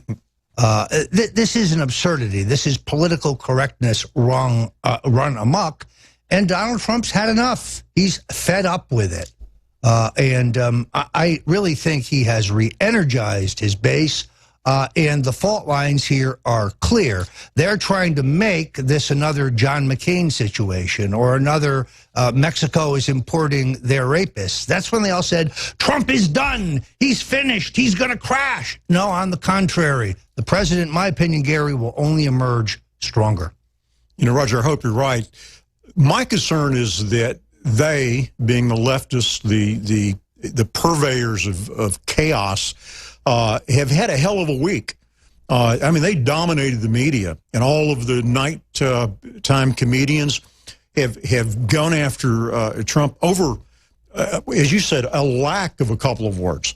So they've really gained a lot of power this week. I think they're going to be encouraged, and we're going to see this summer of rage continue and perhaps even escalate. And I tell you, it's so important that people like us who can explain things truthfully, rationally, are having an opportunity to share with the average American who believes in his country the truth so that they can defend our sovereignty and our Constitution and our freedom. Gary, I couldn't agree with you more, and we are here at the tip of the spear. Thank you very much for joining us for the Alex Jones Show. Welcome back. You've got Roger Stone and Gary Heaven sitting in for Alex Jones. Without any question, the most momentous, perhaps, week so far of the Trump presidency. Those who seek to undermine him, those who prattled on and on about a recount, who wanted to say, well, the popular vote was won by Hillary, and then they wanted a special briefing for the Electoral College about the Russian interference in our election. That failed. This is just the next in the long succession of attempts to undermine the president and undo what was done at the ballot box last year. The elites cannot get over the fact that they lost. You would think, given the fact to a certain extent they have used their superior knowledge of the Washington system to still get many of the things that they want, that they would realize that, as with Ronald Reagan, they're just going to have to settle in for 8 years of a reform agenda that they can only attack on the edges. But no, unsatisfied with the fact that globalists now control the Trump State Department, under Rex Tillerson, who is essentially, I hate to say it, but the puppet of Condoleezza Rice. No, the left is still unsatisfied. They want it all back, and they want to remove our president, either in the short term through an uprising, which Alex Jones, based on his sources, has been reporting on and predicting for months, or by propping up phony crimes, trumped up crimes, if you will, by Mr. Mueller as a pretext for an impeachment that would take place if the Democrats win the House in 2018. So I think what we see here, Gary, is the left's short-term plan to get rid of Trump, their long-term plan to get rid of Trump. But one thing is clear. They have no interest in compromise or progress or the good of the country. They're only interested in the removal of our president. You know, Roger, the best offense let me rephrase that. The best defense is a great offense. I really have been looking for Trump to go on the offense. The Justice Department, for example. You know, here our president is facing this ridiculous Russian delusion, I think you referred to it, is when you've got just such an array, the pay to play with the Clinton Foundation, and of course I have personal experience with how the Clintons have stolen billions from the poor Haitian people. You've got the uranium purchase where Hillary, as the State Department head of the State Department, approves a sale and then millions of dollars will funnel back into the Clinton Foundation. I mean, it's so obvious.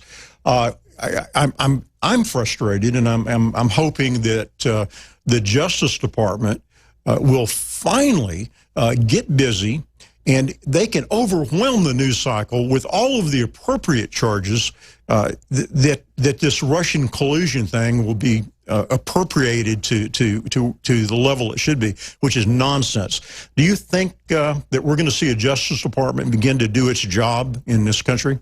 Well, I'm hopeful. I must ask you, Gary, I'm not really sure what Jeff Sessions is doing over there. Is he asleep? Perhaps he's asleep.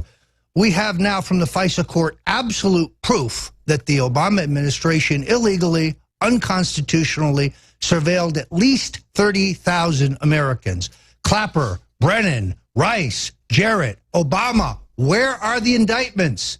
Jeff Sessions, somebody wake him up. Where are the indictments? You don't win this game on defense. You're absolutely right. Well, I hope that we can encourage the president to order his Justice Department. You know, my concern, and I think the only thing that explains it is the deep state has the ability to record everything, and what they don't record, they can fabricate. Maybe Mr. Sessions is simply afraid that the retaliation is going to be too great for him to step out and do his job. Well, hope springs eternal for our Attorney General. I hope somebody will wake him up. Yes. Hello, everyone. Anthony Cumia here for Infowars.com. You know, I come in here every couple of weeks. I love doing this. Come in every 2 weeks or so. And I always think we finally reached the pinnacle of insanity in this country. I thought this weeks ago. And then I come back, and there's something else. And I come back again. Got even crazier. I'm like, all right, we've had to have reached the absolute peak of insanity in this country. Nope. No, we haven't. I have to believe this now is the peak of insanity. There is a mad Nazi frenzy going on in this country. Oh, my God. Speak your piece in defiance of anything that the progressive left has put out there. And, oh, my God, you're now a Nazi. Remember the quaint times when we were racists? Remember just being called a racist? And you're like, at first it was like, oh, no, I'm a racist. Let's change the discussion now from whatever we were talking about to me defending myself against being called a racist. Because, you know, the argument was going much too well. And then racist got to the point where they called everyone a racist. So we finally all just went, all right, I'm a racist. Anyway, here's what I was saying. Now, we've graduated. We've graduated. Where's our cap and gown? We've gone from racist, now we're Nazis. We, in this country, are losing our collective minds. And I'm flabbergasted on a daily basis. The President of the United States is being called, at the very least, a Nazi sympathizer, if not a complete Nazi. In case you didn't know, there's a guy in there called Donald Trump. He's the president. Not a different Donald Trump. This is the same Donald Trump we have seen in the public eye for a good, I gotta say, 45 years. Years, people. 45 years. We have seen Donald Trump as a contractor, builder in New York City. We've seen him battle politicians over real estate and casinos in Atlantic City. I remember this my entire life growing up in New York, seeing Donald Trump as a public figure. Then he goes into showbiz. He gets himself a reality show, and he's on television. He's marrying people. His weddings are news. All this has happened over the course of a good 45 years that Donald Trump has been in the public eye in this country. In all of those years, I have never heard him called a Nazi. A Nazi. We're actually using Nazi here in 2017. Nonetheless, never mind like racist and all the other things he's been called. I will give you kind of womanizer. Over the course of the years, man, that guy just loves him some pretty blonde women. I'll give you that. I won't give you what they say, he's sexually assaulting people. But I will give you the fact that he does like a pretty girl. But Nazi, in all the years, we've seen this, at 70 years old, he's decided he's going to become a National Socialist. It's so preposterous that it's laughable. It's laughable. So, of course, we know what happened down there in Charlottesville. We had a group, Unite the Right. They go down there. They're protesting the removal of a Robert E. Lee statue, which is the new rave. It's all in vogue now to just get rid of American history. So Unite the Right goes down there. And, of course, Antifa, the darlings of the left, Antifa, the wonderful Nazi killers that they are. We'll get into them in a little bit. They go down there also to, protest, to peacefully protest things that they don't agree with in this country. Because we all have the right to peacefully protest, assemble, speak our mind. It's part of our constitutional right. Number one, it's the biggie. Number one, freedom of speech and expression, right to assemble, free press, all that happy stuff that we say we understand and enjoy in this country. And some people are just trying their damnedest to rip it out from under us. So these two groups who despise each other go down there, and a riot ensues, fights, assaults. A maniac gets in his car, runs people over, killing a young woman, injuring 19 others. Donald Trump, our president, Donald Trump, gets on the news immediately and denounces everything that happened. He denounces the racism, the bigotry. He denounces the violence, the destruction of property, the lawlessness. All of this was denounced. I denounce you. He denounced it immediately, without any knowledge yet of the principal players. Obviously, the Nazis aren't fighting each other. There's got to be someone else there that they're fighting. So he denounced everybody down there that was causing a problem and killing people and assaulting and destroying property. Was that good enough? Was that good? Oh, right. No, it wasn't good enough. Not good enough. Why? Because it wasn't concise enough? It was vague? No, because Donald Trump said it. Because Donald Trump said it. That's why it wasn't good enough. So a couple of days later, after all the hoopla in the lying media, he gets back out there and says and directly denounces the KKK, white supremacy, and Nazis. Again, Nazis. I can't believe we're saying Nazis in 2017. So well, that was good enough, though, right? Wasn't that that? Oh, right. No, no, it wasn't good enough. Why? Because he didn't include enough people. He included too many people. Oh, that's right. Because it's Donald Trump. Can we all see this? Is it that hard to visualize what's going on here? That no matter what this guy does or says, the maniacal, insane, emotional group of children that are the progressive left will absolutely despise anything that comes out of this man's mouth? Is anybody not seeing this at this point? Because if you're not, I would definitely get checked out. I'd get a CAT scan on my head and see if there's a mass in there that's keeping you from distinguishing things that are right in front of your face. Because this is what is happening.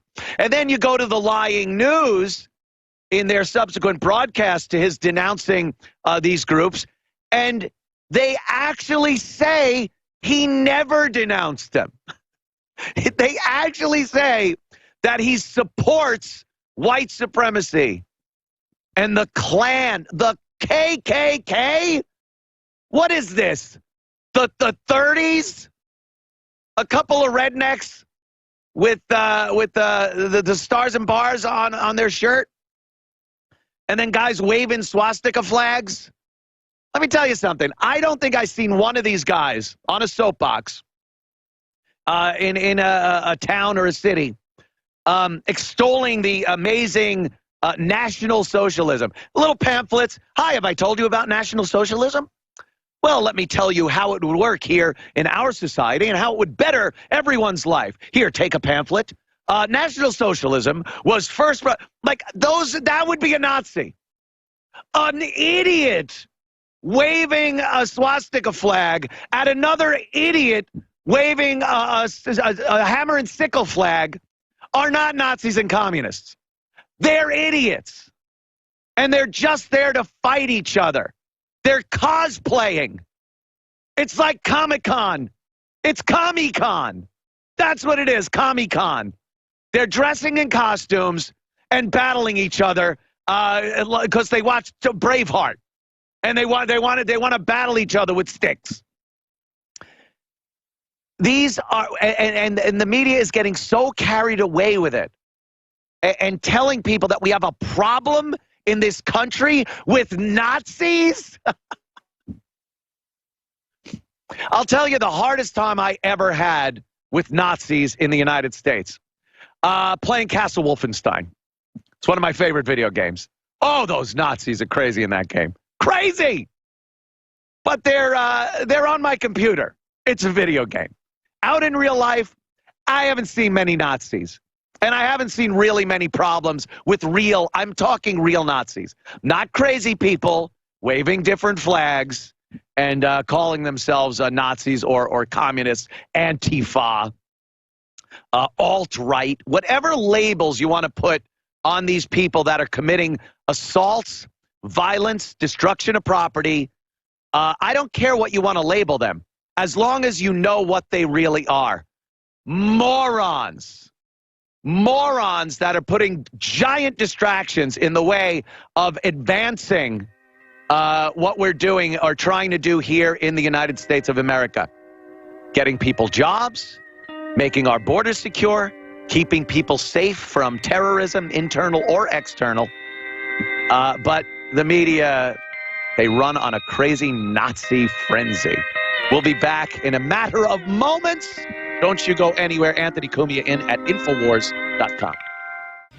Thank you. BuzzFeed Mega Specials now live at InfoWarsStore.com for a limited time, plus free shipping. From John Oliver to BuzzFeed, Infowars is under unprecedented globalist siege on all fronts. And it's thanks to your support that we're able to keep the lights on and continue the fight for liberty. Help support Infowars and our mission to preserve free speech with our limited time BuzzFeed Mega Special at InfoWarsStore.com. Brain Force Plus, 55% off. That's $17.76. Ooh, I get that, $17.76. Survival Shield X2, 50% off, $17.76. That's how much it costs. Secret 12, 55% off. That would be $17.76. BioTrue Selenium, 29% off, $17.76. That's the price. Infowars Select Storable Food, up to 50% off with coupon code GOBLIN. New Super Blue Mouthwash. Super Blue Mouthwash. 11% off, $17.76. Silver Bullet, 66% off, $9.95. What year is that? Myco ZX, 46% off, $29.95. Caveman Chocolate or Strawberry, 30% off, $41.96. Alexa Pure Pro Water Filter, that's 25% off, $147.75. Alexa Pure Breeze, 25% off, $149.96. Vitamin Mineral Fusion, 33% off, $39.95. Knockout, 50% off, $14.95. DNA Force, 20% off, $119.95. While supplies last. Many of these products are going to sell out soon, so now is the time to secure your order at InfoWarsStore.com before it returns to full price. Don't let that happen to you. Wonderful. Thank you, Anthony Cumia in at InfoWars.com. I want to thank Alex Jones for the opportunity. I love this doing this program. The Antifa, anti-fascists. That's what it is. I guess the anti is anti and the fa is fascist. They should take the anti off and just call themselves fa, because they are fascists. They really are the definition of what fascism it was, is, and always will be. Denying people of their rights. That's what they do. We've heard Donald Trump get crucified for saying that both sides in Charlottesville were responsible for the violence that happened, meaning the Nazis and the Antifa. Well, Antifa has said, hey, we only went there because Nazis were there. If they weren't there, there wouldn't have been a fight. Well, the Nazis, the right, the Unite the Right people, got a permit and wanted to march. Antifa came in as agitators. This is how I see it. I don't care what the sides stand for. Don't care. I'm talking about the basic right to assemble that is God-given to every American here in this country. You have the right to assemble, the right to free speech, the right to protest. When you have Antifa then swooping in and inciting violence in order to shut this down, there's your problem. And now, for people that don't think that happens, they have done this consistently for quite a while. Ann Coulter, supposed to speak out at UC Berkeley, shut down because Antifa started violence. Milo Yiannopoulos, supposed to speak on college campuses, shut down because of Antifa violence and destruction of property, to deny Milo his right to free speech. Gavin McInnes at NYU, Antifa shows up, incites violence. They shut it down, denying Gavin McInnes the right to speak and denying the people the right to hear him speak. This is their tactic. This is what they do. So when you look at Charleston and you see this horrific sight, bunch of Nazis, and they got tiki torches, and they're marching, and they're chanting their slogans that racist, terrible, anti-Semitic. Oh, my God. You know what? They absolutely have the right to do that. I have read so many tweets on Twitter from people that believe they do not have the right to even speak publicly because they have been deemed Nazis. What they're saying is hate speech, and hate speech has no place in our country. The First Amendment does not defend hate speech. Well, first of all, what's the criteria for hate speech? You're the ones making it up.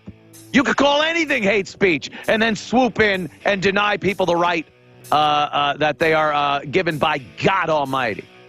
It's insane, the ignorance that people have of this amazing Constitution of ours. Be back in a matter of moments. Don't go anywhere. Anthony Cumia in at Infowars.com. Thank you. Thank you, Anthony Cumia and Infowars.com. Oh, my God. The whole hubbub about what happened down there in Charlottesville. It started because of the statues, the removal of Confederate war monuments of the Confederates in the Civil War. Their monuments need to be taken down. That's what some people are saying, and that seems to be the crux of this whole thing. People go down to defend the statues, Then other people come down because they don't want the statues there. They want them removed, so they battle. And we've seen scenes like this here. This is old Johnny Reb in memory of all the Confederate soldiers that were killed during the Civil War. And there they go. Just this is so Lord of the Flies. Just this frenzy of hate. It's very ISIS-like, ripping down monuments, stepping on it, getting rid of history. The history of this country, good, bad, or indifferent.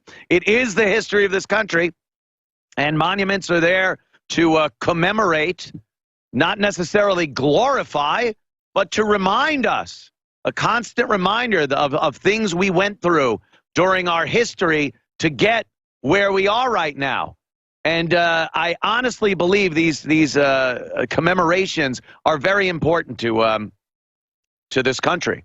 And we need to remember where we came from, the good of it and the bad of it, in order to keep moving forward in a good direction and make this country as good as we can make it. But some people see them as hate statues. Oh, my God, they must be eliminated. I don't want to see it. Don't let me see it. It's astounding how sensitive the left can be when it comes to people just speaking. Pictures, things they see in movies and TV, they get triggered so easily.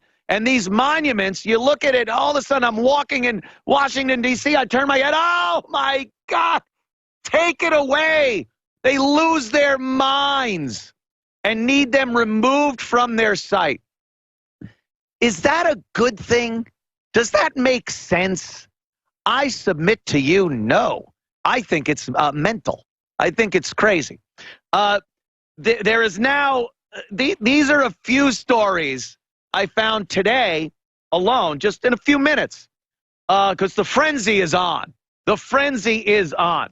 Robert E. Lee Stonewall Jackson honors pulled from New York City Church and Colleges Hall of Fame. Bust of Confederate generals to come down at Bronx Community College. Canadian retailer removes Confederate plaque from Montreal flagship store. Canadians? Facebook bans white nationalists over hate speech. Antifa, the entire state of Virginia is named after a slave trader. I kid you not. They apparently want the entire state of Virginia renamed because it's racist. Leader of Boston Group calls for renaming of Faneuil Hall. The iconic Faneuil Hall of Boston, Massachusetts.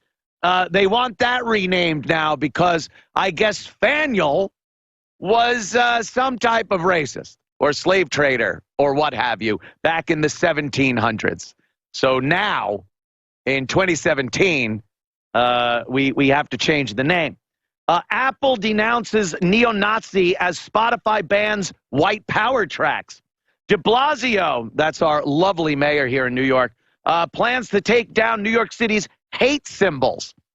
And then this one. And by the way, this is just this morning. I just rattled through and found a few. I'm sure I missed hundreds more around the country where these people want all these monuments and whatnot removed.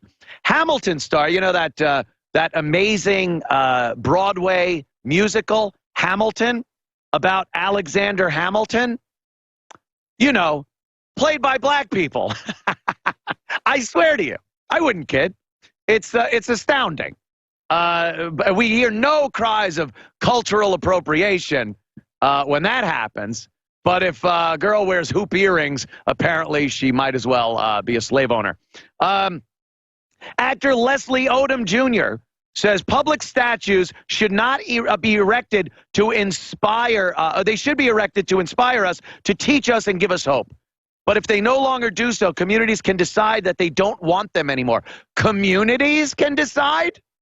Communities?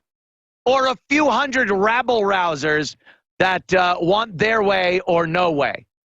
Even when it comes to statues of America's founding fathers. Leslie Odom Jr. open to removal of Washington and Jefferson statues. Yes, people. Yes, the things we were just moments ago joking about are coming to fruition. We joked about perhaps having to dynamite Mount Rushmore because some of the faces on there are people that, oh boy, I don't know, racists, slave traders, and whatnot. So we were joking about this, but they're serious.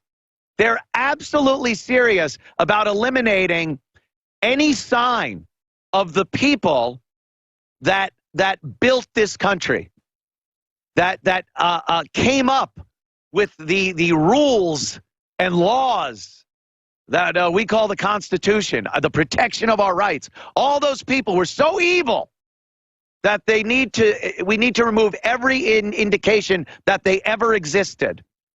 Does that sound good to you? Doesn't sound very good to me. I know damn well they will not stop. This isn't something that people stop doing. You never hear of an organization, regardless of their platform, that goes, well, did you see this, Bob? They just gave in to our intimidation. Oh, good. All right, pack everything up. We're done here. Sell the place. Sell our stationery with our letterhead on top because our mission's done here. It never happens. They absolutely go, what can we screw up next? We got them on the run. Let's come up with something else. If you appease these people, they go to the next thing and the next thing until everything you find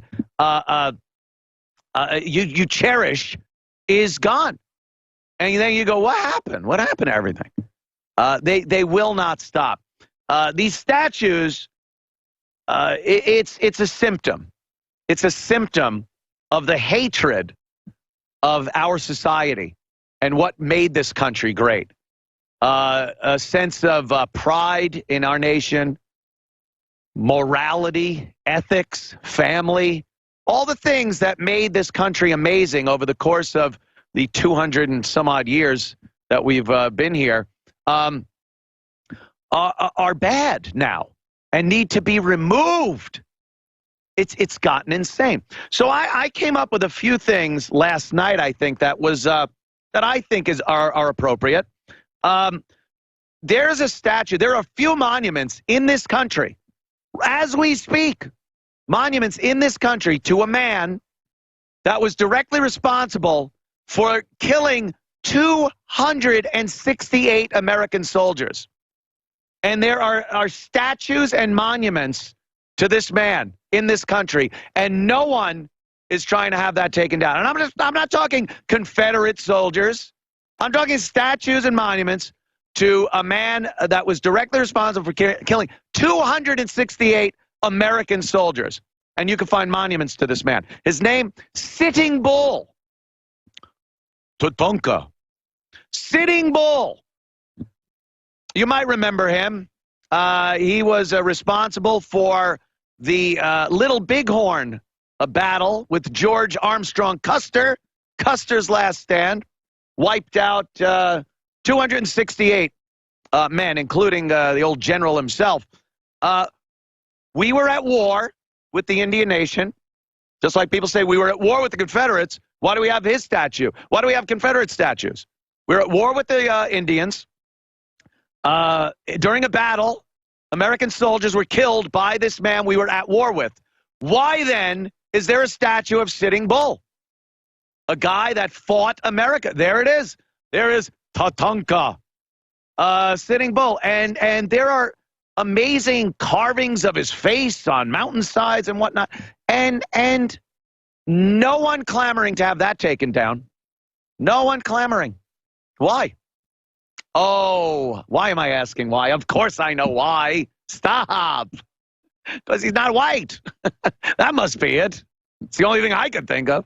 Falls into the same criteria as any Confederate soldier would at the time, at war with the U.S. But for some reason, we'll keep that up there. I've also heard, hey, these statues we should take them and put them in a museum. Put them in a museum where people could see them without them being glorified outside. Let me tell you something. I think where a statue is, when it was placed, what it says, how it's posed, when it was put there, why it was put where it is, all of that is in context. And if you want to actually learn about something and get some knowledge as to our history and why this guy is even a statue and what, that's how you should do it. You should be able to interpret it yourself in why it was placed there. It's not all of a sudden, you don't walk up to a Confederate war statue and go, oh, cool, I'm now a Confederate. It's to educate. These things are artwork. They're works of art. Somebody's expression, someone's interpretation of a moment in history. And you always hear the progressives trying to defend their artwork. Remember Piss Christ? A crucifix upside down in a jar of urine? And the defense from the left that came out defending that. These are works of art. I defy anybody to tell me different.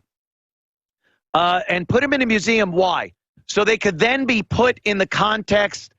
Talib had a great line. He goes, yeah, you'd walk in and it would just say Museum of Hate. Museum of Hate. And you'd walk in with already this bias of what this is, with someone else's interpretation of what these statues are about, someone else's narrative of why they're in this museum, instead of you being given the opportunity to interpret for yourself what these works of art are around our country. But again, the worst thing the left can ever believe, think, or see are people making up their own minds, are people listening to other people speak, giving a debate, and then coming out with some kind of conclusion based on mutual respect and dialogue. Oh, the left hates that. They want to tell you what you should or shouldn't see, hear, or say. We're living in a country right now that is under such a cloud of fear. I have never seen people more petrified at speaking out on issues that we see in the news every day. Could you imagine? Like, I can't imagine, because I have this awesome job.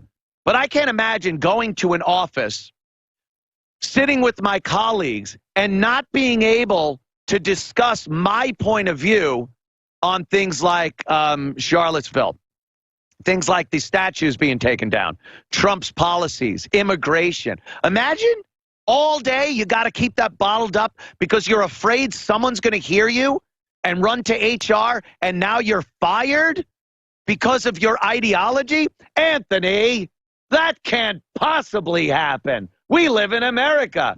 Oh, yeah? Tell that guy at Google.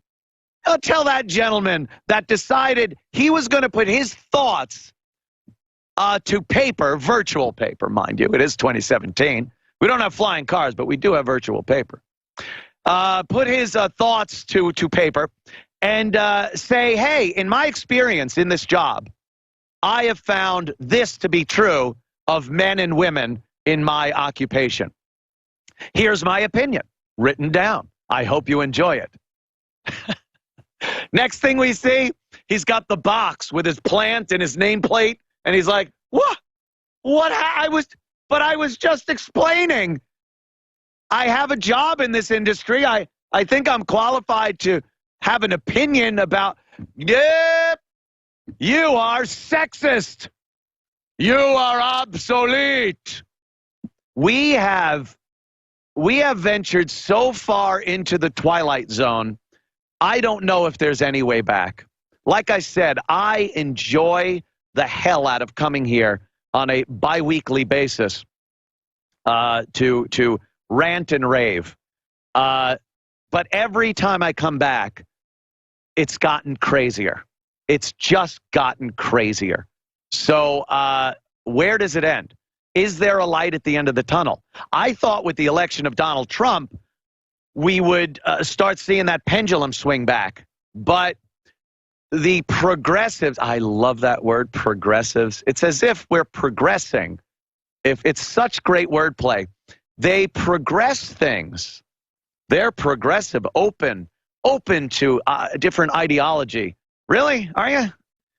But they've gotten worse. They've gotten worse. They won't let this president do anything he wants to do. Whatever he says is poison coming out of his mouth. We can see, and we have seen, unemployment go down to record levels in probably almost, 20 years? 15, 20 years? We've also seen the stock market in record territory.